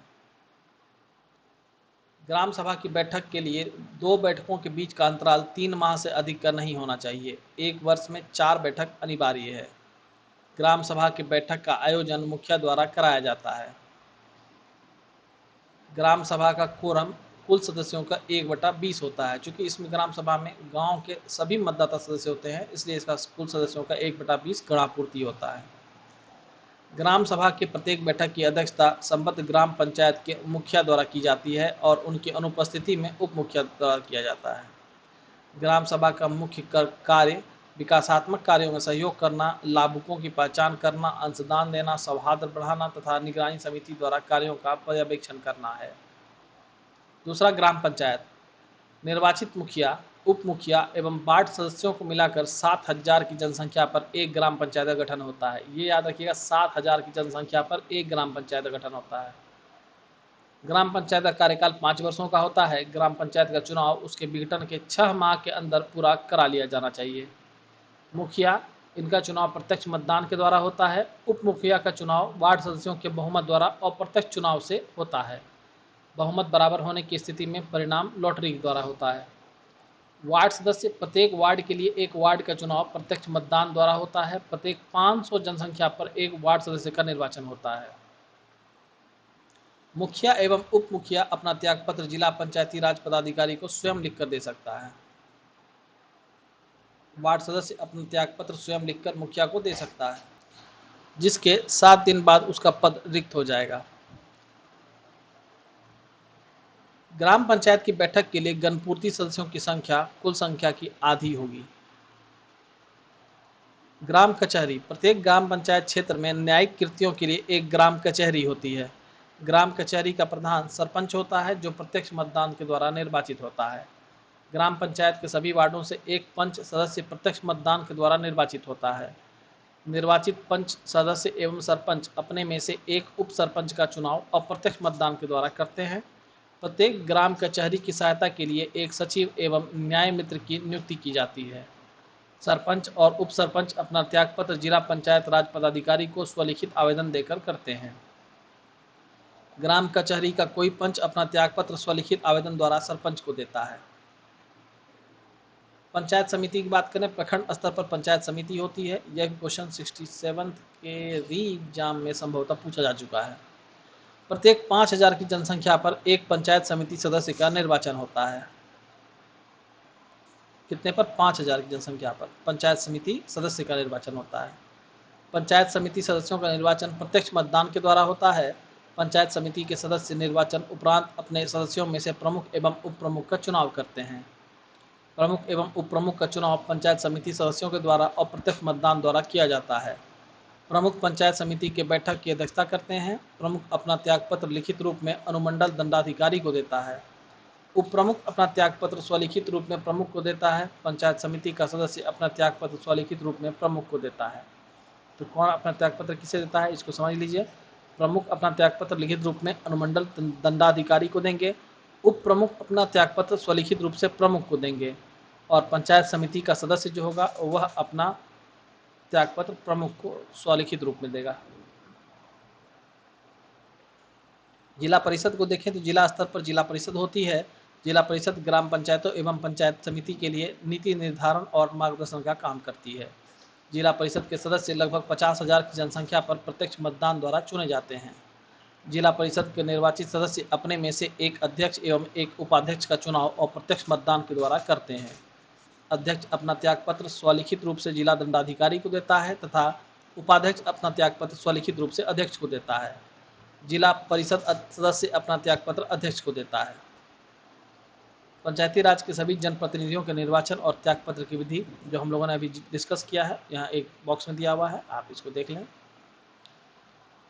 नगरीय प्रशासन। नगरीय क्षेत्र में स्थानीय सुविधाओं के उद्देश्य से नगरपालिका का गठन किया गया है। 74वें संविधान संशोधन 1992 के द्वारा बिहार में नगर निगम, नगर परिषद और नगर पंचायत के लिए बिहार नगरपालिका अधिनियम लागू किया गया है। बिहार नगरपालिका अधिनियम 2007 में शहरी स्वशासन की त्रिस्तरीय संरचना, नगर पंचायत, नगर परिषद और नगर निगम का प्रावधान किया गया है। नगर निकायों में प्रत्यक्ष निर्वाचन द्वारा 5 वर्षों के लिए सदस्यों का चयन किया जाता है। इसमें भी पंचायती राज के प्रावधानों के अनुरूप आरक्षण की व्यवस्था की गई है। नगरीय प्रशासन 3 भागों में, नगर निगम, नगर परिषद और नगर पंचायत। वर्तमान में बिहार में कुल नगर निकायों की संख्या 261 है। इसमें नगर निगम 19 हैं, नगर परिषद 88 हैं और नगर पंचायत 154 है। बिहार में न्यायपालिका। राज्य की न्यायिक व्यवस्था में उच्च न्यायालय पटना का शीर्ष स्थान है। पटना उच्च न्यायालय का गठन भारत सरकार अधिनियम 1909 के अंतर्गत 3 फरवरी 1916 ईस्वी को किया गया था। इसके प्रथम मुख्य न्यायाधीश सर एडवर्ड मेनार्ड डेस चैम्पिस केमियर थे। केमियर याद रखिए लास्ट का, इतना तो याद रखना संभव नहीं है। और फरवरी 1916 को 3 फरवरी 1916 को इसका गठन हुआ था। उच्च न्यायालय पटना में मुख्य न्यायाधीश सहित 29 न्यायाधीश हैं। ये तभी का था, अभी बढ़ गया है। 14 अतिरिक्त न्यायाधीश हैं। अभी शायद 35 टोटल न्यायाधीश हो गए हैं, समथिंग ऐसे कुछ, अपडेटेड देख लीजिएगा। बिहार के न्यायिक व्यवस्था में जिला एवं अनुमंडल स्तर पर अधीनस्थ न्यायालय है। प्रशासनिक व्यवस्था। प्रशासनिक व्यवस्था को सुचारू रूप से चलाने के लिए राज्य को प्रशासनिक रूप से विभाजित किया गया है। इकाई अगर देखा जाए तो राज्य, उसका प्रमंडल है, फिर जिला है, फिर अनुमंडल है और फिर प्रखंड और अंचल में। इनके प्रशासनिक उच्च पदाधिकारी की बात की जाए तो राज्य को चलाते हैं मुख्य सचिव, प्रमंडल आयुक्त, जिला को जिला पदाधिकारी, अनुमंडल को अनुमंडल पदाधिकारी और प्रखंड या अंचल को प्रखंड विकास पदाधिकारी, जिसको बीडीओ या सीओ कहते हैं।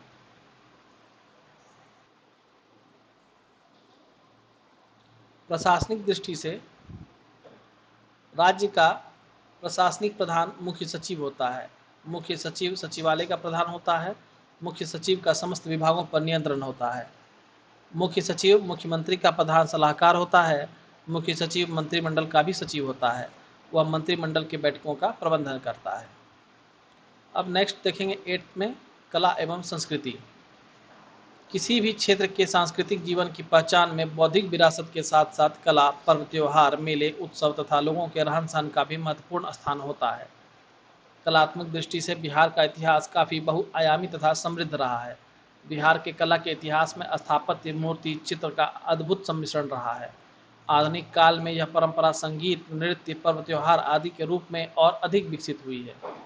बिहार में कला के रूप देखेंगे स्थापत्य, चित्रकला, संगीत, नृत्य एवं लोक नाटक, पर्व, त्योहार और मेले इत्यादि हैं।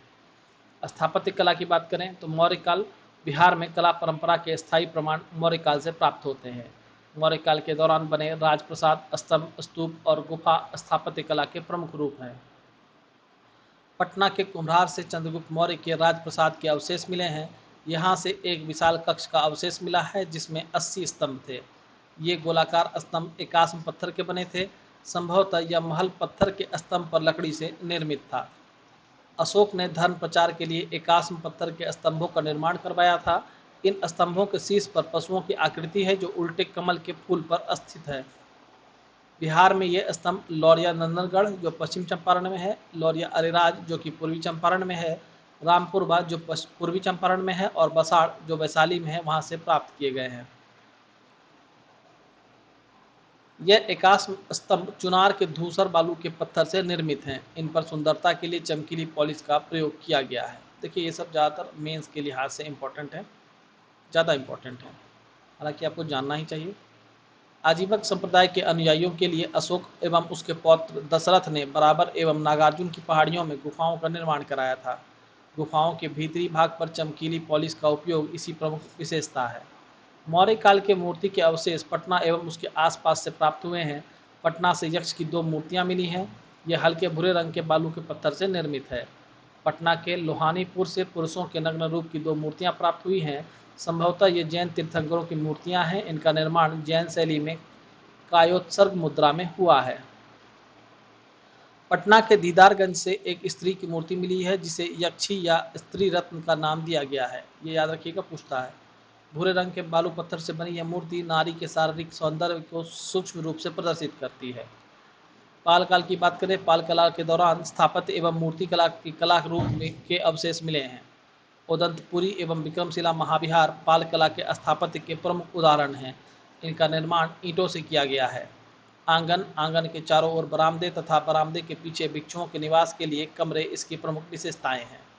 गया में निर्मित विष्णुपद मंदिर पालकालीन मंदिर स्थापत्य का अत्यंत सुंदर उदाहरण है। पाल काल में मूर्ति कला में पत्थर एवं कांसे दोनों का प्रयोग हुआ है। कांसे की मूर्ति के प्रमुख रचनाकार धीमन एवं बिठपाल थे। ये पाल शासक धर्मपाल एवं देवपाल के समकालीन थे। कांसे से बनी ये मूर्तियां सांचे में ढली थी। इसके अनेक नमूने नालंदा एवं कुकरीहा जो गया है वहां से प्राप्त किए गए हैं। तो इसमें आपको याद ये रखना है कि गया में जो निर्मित विष्णुपद मंदिर है यह पालकालीन मंदिर स्थापत्य कला का उदाहरण है। उदंतपुरी एवं विक्रमशिला महाविहार भी जो हैं वो पाल कला के स्थापत्य के प्रमुख उदाहरण हैं। ये इंपॉर्टेंट चीज़ याद रखनी है। पाल काल के पत्थर की मूर्तियां काले बैसाल्ट पत्थर की बनी हुई हैं। ये पत्थर मुंगेर की पहाड़ियों से प्राप्त किए गए थे। इन मूर्तियों पर बौद्ध एवं हिंदू धर्म का विशेष प्रभाव था।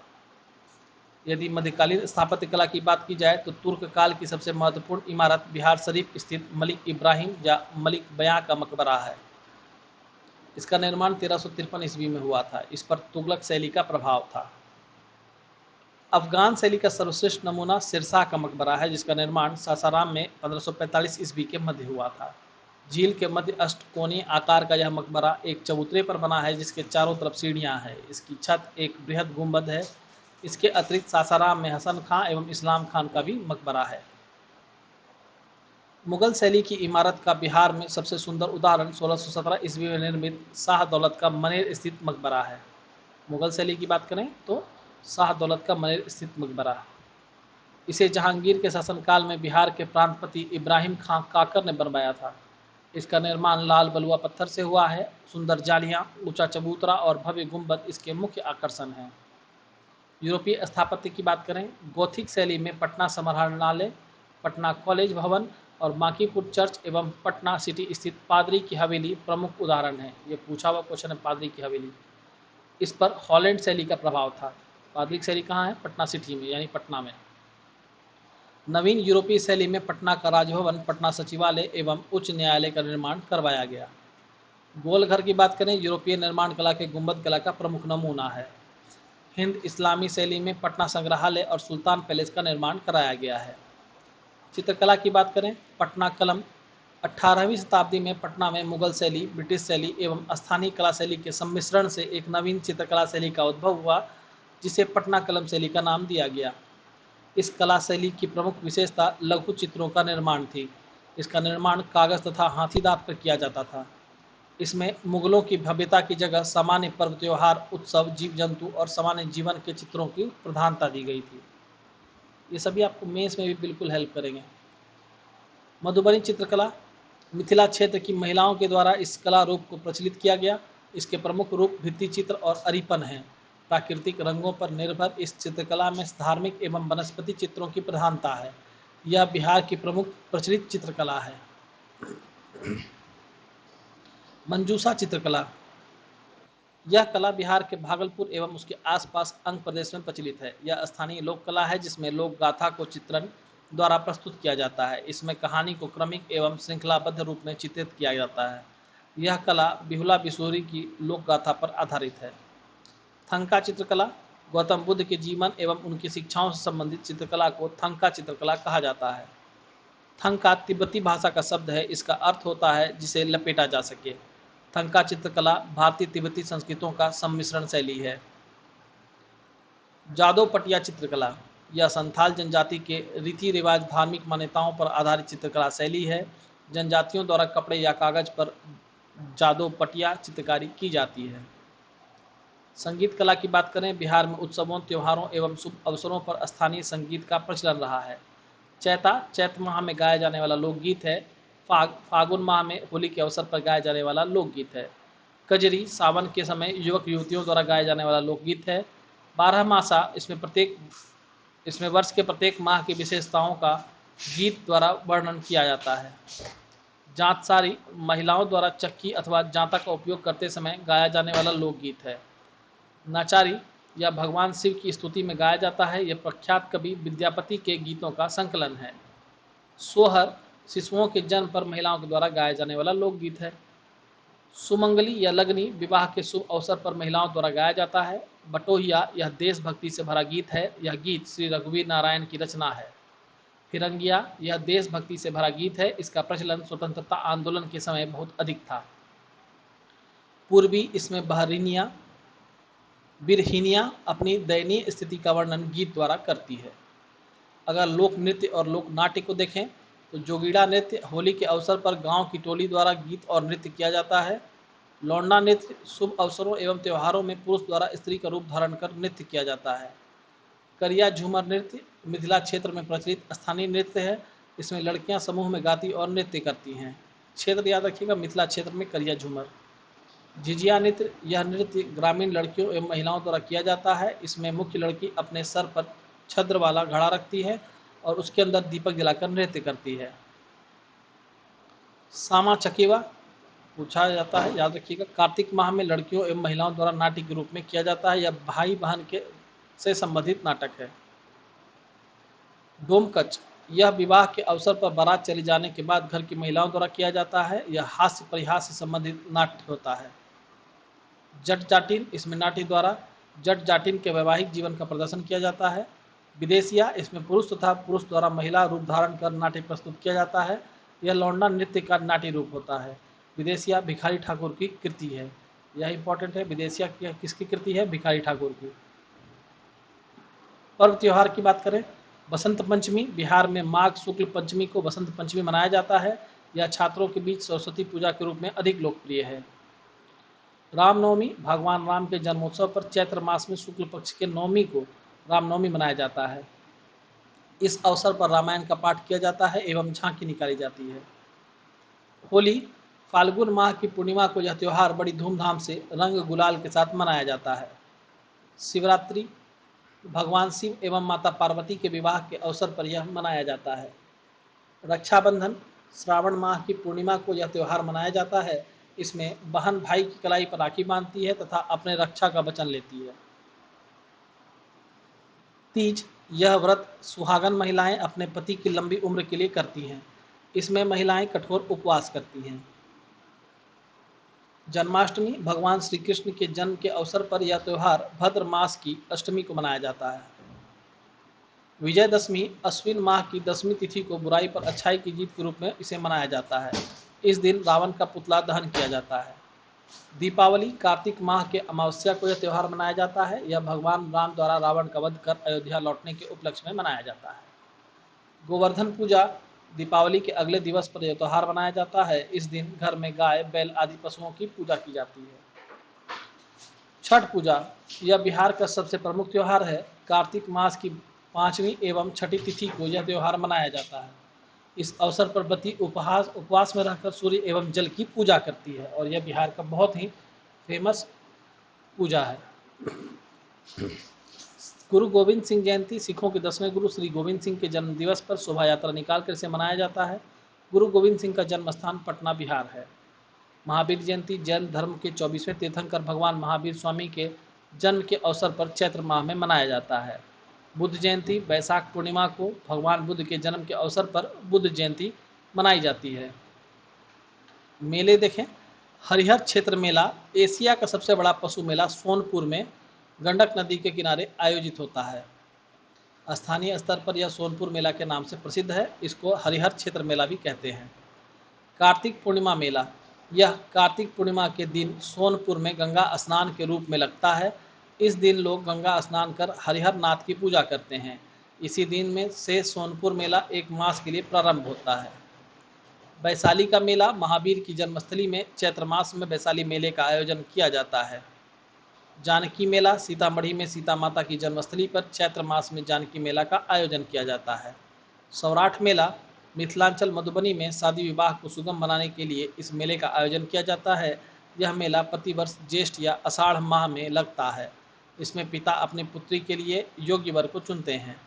पितृपक्ष मेला, प्रत्येक वर्ष सितंबर अक्टूबर माह में इसका आयोजन किया जाता है। इस मेले में हिंदू धर्म के लोग अपने पूर्वजों के मोक्ष के लिए फल्गु नदी के तट पर पिंडदान करते हैं। मंदार मेला, बांका जिले में मंदार पहाड़ी पर प्रत्येक वर्ष मकर संक्रांति के अवसर पर मंदार मेला लगता है।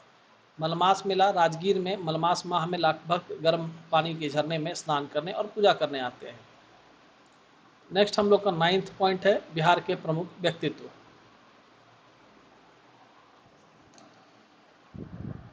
पहले प्राचीन काल में देखते हैं। गौतम बुद्ध। गौतम बुद्ध जो थे बौद्ध धर्म के संस्थापक थे। इनका जन्म 563 ईसा पूर्व में हुआ था। ये शाक्य कुल के क्षत्रिय थे। इन्हें ज्ञान की प्राप्ति बोधगया में निरंजना नदी फल्गु नदी के तट पर बोधि वृक्ष के नीचे हुआ था। उनको 483 ईसा पूर्व में कुशीनगर में महापरिनिर्वाण की प्राप्ति हुई। उन्होंने मध्यम मार्ग का प्रतिपादन किया था। ऑलरेडी ये सब हम लोग पढ़ भी चुके हैं। महावीर स्वामी का जन्म 540 ईसा पूर्व में वैशाली के कुंड ग्राम में हुआ था। उनका संबंध ज्ञात्रिक कुल से था। वे जैन धर्म के 24वें एवं अंतिम तीर्थंकर थे। उन्होंने 12 वर्षों की कठोर तपस्या के पश्चात जिम्भिक ग्राम में ऋजुपालिका नदी के तट पर साल वृक्ष के नीचे कैबल यानी ज्ञान की प्राप्ति की थी। उन्हें 468 ईसा पूर्व में पावापुरी में मोक्ष की प्राप्ति हुई थी। चंद्रगुप्त मौर्य, चाणक्य की सहायता से नंद वंश को समाप्त कर 321 ईसा पूर्व में चंद्रगुप्त मौर्य ने मौर्य वंश की स्थापना की थी। उन्हें प्रथम बार भारत के विशाल साम्राज्य को संगठित रूप प्रदान किया था। चाणक्य या कौटिल्य चंद्रगुप्त मौर्य के राजनीतिक गुरु एवं प्रधानमंत्री चाणक्य थे। उन्होंने राजनीतिक एवं प्रशासनिक विषय पर आधारित अर्थशास्त्र की रचना की थी। अशोक मौर्य वंश का सबसे महान शासक था। चंद्रगुप्त मौर्य का पौत्र और बिंदुसार का पुत्र था। अशोक अपने शांति, सद्भाव, जनकल्याणकारी शासन के लिए प्रसिद्ध था। अशोक ने बौद्ध धर्म को स्वीकार किया तथा उसके प्रसार के लिए स्तंभ या शिलालेखों का प्रयोग किया। आर्यभट्ट की बात करें तो आर्यभट्ट गुप्त काल के प्रसिद्ध गणितज्ञ एवं खगोल शास्त्री थे। उन्होंने बीज गणित की प्रारंभिक आधारशिला रखी। उन्होंने आर्यभट्टियम एवं आर्य सिद्धांत की रचना की। उन्हें दशमलव एवं शून्य का आविष्कार किया था। याज्ञवल्क्य विदेह के राजा जनक के समकालीन थे। उन्होंने शतपथ ब्राह्मण, याज्ञवल्क्य स्मृति आदि की रचना की थी। पाणिनि, पाटलिपुत्र निवासी पाणिनि ने प्रसिद्ध संस्कृत व्याकरण अष्टाध्यायी की रचना की थी। जीवक बिंबिसार के समकालीन थे। ये एक प्रसिद्ध आयुर्वेदाचार्य थे। जीवक ने महात्मा बुद्ध एवं उज्जैन के राजा प्रद्योत का उपचार किया था। अश्वघोष की बात करें तो यह महाकवि और दार्शनिक थे। ये कनिष्क के समकालीन थे। उनकी प्रसिद्ध रचना है बुद्धचरितम। बाणभट्ट हर्षवर्धन के समकालीन थे। उन्होंने हर्षचरित एवं कादम्बरी की रचना की थी। कादम्बरी विश्व का सबसे प्राचीन उपन्यास है। दीपांकर श्री ज्ञान विक्रमशिला विश्वविद्यालय के प्रसिद्ध आचार्य थे। उन्हें तिब्बत शासक के निमंत्रण पर तिब्बत भेजा गया था। वे बौद्ध धर्म के प्रमुख ज्ञाता रहे थे। मंडन मिश्र की बात करें, मंडन मिश्र मिथिला क्षेत्र के प्रसिद्ध विद्वान एवं दार्शनिक थे। उन्होंने शंकराचार्य के साथ शास्त्रार्थ किया था। मध्यकाल की देखें अगर, मखदूम सरफुद्दीन याह्या मनेरी, ये 14वीं सदी में बिहार के प्रसिद्ध सूफी संत थे। ये फिरदौसी संप्रदाय का इन्होंने बिहार में प्रचार प्रसार किया था। शेरशाह भारत के सर्वश्रेष्ठ अफगान शासक थे। इन्होंने मुगल सत्ता को समाप्त कर सूर वंश की स्थापना की थी। शेरशाह को उसके प्रशासनिक सुधारों के लिए विशेष रूप से जाना जाता है। शेरशाह ने जन कल्याण के लिए कृषि, संचार, यातायात आदि में व्यापक सुधार किए थे। विद्यापति बिहार के दरभंगा के प्रसिद्ध श्रृंगार रस के कवि थे। इनकी मैथिली और संस्कृत की रचनाएं काफ़ी प्रसिद्ध हैं। उनकी प्रमुख संस्कृत रचनाओं में पुराण संग्रह, विभासागर, गंगा काव्यावली प्रमुख है। इन्हें मैथिल कवि कोकिल भी कहा जाता है। किन्हें कहा जाता है? विद्यापति को। गुरु गोविंद सिंह सिख धर्म के 10वें गुरु। इनका जन्म 1666 ईस्वी में पटना में हुआ था। इन्होंने सिखों के लिए 5 कंकार, केस, कंघा, कड़ा, कृपान और कच्छा को अनिवार्य किया था। 1708 ईस्वी में नांदेड़ में एक अफगानी द्वारा इनकी हत्या कर दी गई थी। आधुनिक काल में देखें, पीर अली पटना सिटी के पुस्तक विक्रेता थे, जिन्होंने पटना में 1857 की क्रांति का बिगुल फूंका था। अंग्रेजों से संघर्ष के पश्चात उन्हें फांसी की सजा दे दी गई थी। वीर कुंवर सिंह जगदीशपुर के जमींदार थे। इन्होंने 1857 की क्रांति में बिहार का नेतृत्व किया था। 75 वर्ष की आयु में भी उन्होंने 1 वर्ष तक अंग्रेजों से संघर्ष कर कठिन चुनौती दी। डॉक्टर सच्चिदानंद सिन्हा पृथक बिहार के निर्माता के रूप में इन्हें जाना जाता है। ये संविधान सभा के प्रथम अध्यक्ष, अस्थायी अध्यक्ष थे। मौलाना मजरूल हक बिहार के मुस्लिम स्वतंत्रता सेनानियों में सबसे अग्रणी थे। इन्होंने असहयोग एवं खिलाफत आंदोलन में सक्रिय भूमिका निभाई थी। इन्होंने पटना में 1920 ईस्वी में सदाकत आश्रम की स्थापना की। गांधी जी उन्हें देशभूषण कहते थे। डॉक्टर राजेंद्र प्रसाद स्वतंत्र भारत के प्रथम राष्ट्रपति थे। इनका जन्म 3 दिसंबर 1884 ईस्वी को सिवान के जीरादेई में हुआ था। 1906 ईस्वी में बिहार छात्र सम्मेलन से सक्रिय भूमिका में आए। ये चंपारण सत्याग्रह, असहयोग आंदोलन से भारत छोड़ो आंदोलन तक सक्रिय रहे। संविधान सभा के वे अस्थायी अध्यक्ष बने थे। हसन इमाम पटना के निवासी हसन इमाम पेशे से बैरिस्टर थे। उन्होंने स्वतंत्रता आंदोलन में, खिलाफत आंदोलन, सविनय अवज्ञा आंदोलन में सक्रिय रूप से भाग लिया। बिहार में उन्होंने साइमन कमीशन के विरोध का नेतृत्व भी किया था। भिखारी ठाकुर का जन्म 1887 ईस्वी में सारण के कुतुबपुर में हुआ था। वे भोजपुरी के लोक गायक, लोक कलाकार थे। उन्हें भोजपुरी का शेक्सपियर कहा जाता है। विदेशिया इनके सबसे प्रसिद्ध कृति है। सर सुल्तान अहमद पटना विश्वविद्यालय के प्रथम भारतीय कुलपति थे। वे 1937 ईस्वी में वायसराय की कार्यकारी परिषद के सदस्य बने। 1941 ईस्वी में वे भारत सरकार में विधि सदस्य नियुक्त हुए थे। सत्येंद्र प्रसन्न सिन्हा बिहार के प्रथम भारतीय गवर्नर बने। उन्होंने असहयोग आंदोलन के दौरान 1921 ईस्वी में बिहार उड़ीसा के गवर्नर पद से इस्तीफा दे दिया। राजकुमार शुक्ल चंपारण के प्रसिद्ध किसान नेता थे। इन्होंने किसानों की दुर्दशा के प्रति कांग्रेस एवं गांधी जी का ध्यान आकर्षित किया था। मोहम्मद यूनुस 1937 के चुनाव के बाद बिहार के प्रथम प्रधानमंत्री का पद इन्होंने ग्रहण किया। डॉक्टर श्री कृष्ण सिंह, इनका जन्म 1887 ईस्वी में नवादा के खनवा में हुआ, लेकिन इनका पैतृक गांव शेखपुरा के बरबीघा में था। बिहार के सक्रिय स्वतंत्रता सेनानी रहे, जो स्वतंत्र बिहार के पहले मुख्यमंत्री बने। श्री कृष्ण सिंह को बिहार केसरी के नाम से भी जाना जाता है। रामधारी सिंह दिनकर हिंदी के प्रख्यात लेखक, कवि और निबंधकार थे। उनका जन्म 1908 ईस्वी में बेगूसराय के सिमरिया में हुआ था। उन्हें स्वतंत्रता पूर्व विद्रोही कवि के रूप में जाना जाता था। राष्ट्र स्वतंत्रता के पश्चात उन्हें राष्ट्रकवि के रूप में जाना लगा। उनकी प्रमुख रचनाएं हैं कुरुक्षेत्र, उर्वशी, हुंकार, रेणुका, रसवंती आदि। फणीश्वर नाथ रेणु का जन्म 1921 ईस्वी में अररिया जिले के फारबिसगंज में अरोही में हुआ था। हिंदी उपन्यासों में उन्हें आंचलिक लेखक के रूप में जाना जाता है। उनकी प्रमुख रचना है मैला आंचल। अनुग्रह नारायण सिन्हा, इनका जन्म 1887 ईस्वी में औरंगाबाद के पोईअवा में हुआ था। उन्होंने 1917 के चंपारण सत्याग्रह में गांधी जी का साथ दिया। स्वतंत्रता के बाद उन्होंने बिहार सरकार में मंत्री का पद संभाला। उन्हें बिहार विभूति की संज्ञा दी जाती है। यह क्वेश्चन पूछा भी गया है, बिहार विभूति की संज्ञा किसे दी गई है? तो अनुग्रह नारायण सिन्हा। जयप्रकाश नारायण, इनका जन्म 1902 ईस्वी में बिहार के सारण के सिताब दियरा गांव में हुआ था। लोकनायक के नाम से प्रसिद्ध जयप्रकाश नारायण का राजनीतिक जीवन सविनय अवज्ञा आंदोलन से प्रारंभ हुआ था। इन्होंने 1942 की क्रांति में विशेष भूमिका निभाई। इन्होंने आज़ाद दास्ता का गठन किया। दास्ता या दस्ता। स्वतंत्रता पश्चात 1975 ईस्वी में उन्होंने संपूर्ण क्रांति का नेतृत्व किया था। 1965 ईस्वी में उन्हें मैग्सेसे पुरस्कार से सम्मानित किया गया था। स्वामी सहजानंद सरस्वती, इन्हें भारत के किसान आंदोलन का जनक कहा जाता है। इन्होंने सन्यासी जीवन व्यतीत करते हुए किसानों के अधिकारों के लिए संगठन का नेतृत्व किया। 1929 ईस्वी में उन्होंने बिहार प्रांतीय किसान सभा का गठन किया। उन्होंने 1936 ईस्वी में भारतीय किसान सभा की स्थापना की। उन्होंने हुंकार पत्रिका में अपने विचार प्रस्तुत किए। कर्पूरी ठाकुर का जन्म 1924 ईस्वी में बिहार के समस्तीपुर में हुआ था। ये तो वेरी इंपॉर्टेंट, इनको भारत रत्न भी दिया गया है। इन्हें गरीबों के मसीहा के रूप में जाना जाता है। स्वतंत्रता के पश्चात वे बिहार के दूसरे उप मुख्यमंत्री बने थे। बाद में वे 1970 ईस्वी में मुख्यमंत्री बने थे। राहुल सांस्कृत्यायन, वे हिंदी के प्रमुख साहित्यकार थे। इनका मूल नाम केदारनाथ पांडे था। उनका जन्म 1893 ईस्वी में उत्तर प्रदेश के आजमगढ़ में हुआ था। उनके ज्ञान भंडार के लिए उन्हें महापंडित की उपाधि दी गई थी। उन्होंने बिहार में किसान आंदोलन में प्रमुखता से भाग लिया। उन्होंने सिवान के अंबारी अन्नवारी सत्याग्रह का नेतृत्व किया था। खान बहादुर खुदाबख्श खान, इनका जन्म 1842 ईस्वी में सिवान के उखई में हुआ था। इन्होंने पटना के प्रसिद्ध खुदाबख्श लाइब्रेरी की स्थापना की थी।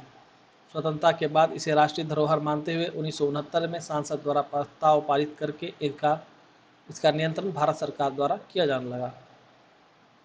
राम वृक्ष बेनीपुरी, इनका जन्म 1899 ईस्वी में मुजफ्फरपुर के बेनीपुर गांव में हुआ था। इन्होंने स्वतंत्रता आंदोलन में सक्रिय भूमिका निभाई और जेल भी गए। इन्होंने युवक नामक समाचार पत्र का संपादन किया। इनकी प्रमुख रचना माटी की मूर्तें, चिता के फूल, संघमित्रा, तथागत आदि हैं। नागार्जुन, इनका वास्तविक नाम बैद्यनाथ मिश्र था। इनका जन्म 1911 ईस्वी में मधुबनी के सतलखा गांव में हुआ था। नागार्जुन ने हिंदी, मैथिली, संस्कृत एवं बंगला में अपनी मौलिक रचनाएं लिखीं। उनकी प्रसिद्ध रचनाएं थीं युगधारा, प्यास, पथराई, आंखें, बलचनामा, सतरंगे पंखों वाली, तालाब की मछलियां आदि। बिस्मिल्लाह खां, उस्ताद बिस्मिल्लाह खां का जन्म 1916 ईस्वी में बक्सर के डुमरांव गांव में हुआ था। वे शहनाई वादन के लिए विश्व प्रसिद्ध थे। उन्होंने प्रथम स्वतंत्रता दिवस 15 अगस्त 1947 पर लाल किले में शहनाई वादन किया। 2001 ईस्वी में इन्हें भारत रत्न से सम्मानित किया गया था। नेक्स्ट 10th है बिहार विशेष विविध। बिहार का विश्व का प्रथम लोकतांत्रिक गणराज्य लिच्छवी वैशाली, विश्व का प्रथम विश्वविद्यालय नालंदा विश्वविद्यालय, विश्व का प्रथम वैभवशाली नगर पाटलिपुत्र, विश्व का प्रथम खगोल वैज्ञानिक आर्यभट्ट, भारत के प्रथम राष्ट्रपति डॉक्टर राजेंद्र प्रसाद, संविधान सभा के अस्थायी अध्यक्ष डॉक्टर सच्चिदानंद सिन्हा, संविधान सभा के अस्थायी अध्यक्ष डॉक्टर राजेंद्र प्रसाद, ब्रिटिश शासन में प्रथम भारतीय राज्यपाल डॉक्टर सत्येंद्र प्रसाद सिन्हा, ब्रिटिश शासन में बिहार के प्रथम राज्यपाल सर जेम्स डेविड शिप्टन, ये पूछा जा चुका है बीपीएससी में। स्वतंत्र बिहार के प्रथम राज्यपाल जयराम दास दौलतराम, ब्रिटिश शासन में बिहार के प्रथम मुख्यमंत्री मोहम्मद यूनुस, स्वतंत्र बिहार के प्रथम मुख्यमंत्री श्री कृष्ण सिंह, बिहार के प्रथम हरिजन मुख्यमंत्री भोला पासवान शास्त्री, बिहार के प्रथम निर्दलीय मुख्यमंत्री महामाया प्रसाद सिन्हा, बिहार के प्रथम मुस्लिम मुख्यमंत्री अब्दुल गफूर, बिहार की प्रथम महिला मुख्यमंत्री श्रीमती राबड़ी देवी। ये सब हम लोग पढ़ चुके हैं, परंतु फिर से एक बार इसका रिकैप ले रहे हैं। पटना उच्च न्यायालय के प्रथम मुख्य न्यायाधीश सर एडवर्ड मेनार्ड डेस जेम्स कैमियर। पटना उच्च न्यायालय की स्थापना 3 फरवरी 1916 को।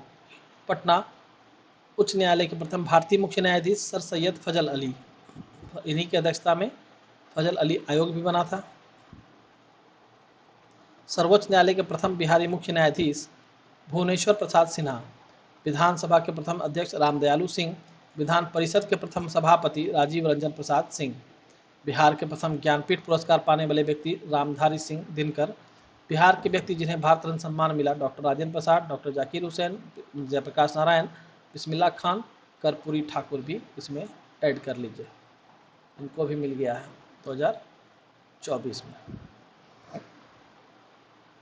बिहार के प्रथम अशोक चक्र प्राप्त करने वाला व्यक्ति रणधीर वर्मा, बिहार का प्रथम हिंदी समाचार पत्र बिहार बंधु 1874 में, बिहार का प्रथम अंग्रेजी साप्ताहिक समाचार पत्र द बिहार हेराल्ड 1875 में, प्रथम हिंदी दैनिक समाचार पत्र सर्वहितैषी, प्रथम अंग्रेजी दैनिक समाचार पत्र द सर्चलाइट, प्रथम उर्दू समाचार पत्र नूर अल अनवर, सभी बिहार का ही है, इसलिए मैं बार बार बिहार नहीं बोल रहा हूँ। प्रथम हिंदी छापखाना बिहार बंधु प्रेस। प्रथम नागर पालिका आरा। बिहार आने वाला प्रथम अंग्रेजी यात्री रॉल्फ फिच। बिहार की सबसे बड़ी नदी गंगा। सबसे बड़ा नगर पटना। सबसे बड़ा हवाई अड्डा जयप्रकाश नारायण हवाई अड्डा। सबसे बड़ा रेलवे स्टेशन पटना। सबसे बड़ा प्लेटफॉर्म सोनपुर। ये सभी बात बिहार की हो रही है, आप लोग समझ पा रहे होंगे। बिहार का सबसे बड़ा सड़क पुल महात्मा गांधी सेतु। बिहार का सबसे बड़ा मेला हरिहर नाथ सोनपुर में लगता है। बिहार का प्रथम तेल शोधक कारखाना बरौनी रिफाइनरी में। बिहार का प्रथम सिंचाई परियोजना सोन बहुउद्देशीय परियोजना। बिहार का प्रथम तारामंडल इंदिरा गांधी तारामंडल पटना। आधुनिक बिहार का प्रथम विश्वविद्यालय पटना विश्वविद्यालय 1917। बिहार का प्रथम खुला विश्वविद्यालय open Nalanda open university. Bihar का सबसे बड़ा विश्वविद्यालय मगध विश्वविद्यालय। बिहार का प्रथम कॉलेज पटना कॉलेज, इसकी स्थापना 9 जनवरी 1863 को हुई थी। बिहार का सबसे गर्म जिला गया, ठंडा जिला भी गया ही है। बिहार में सबसे अधिक वर्षा वाला जिला किशनगंज है और सबसे कम वर्षा वाला जिला औरंगाबाद है। बिहार का सबसे बड़ा जिला पश्चिमी चंपारण है और बिहार का सबसे छोटा जिला शिवहर है।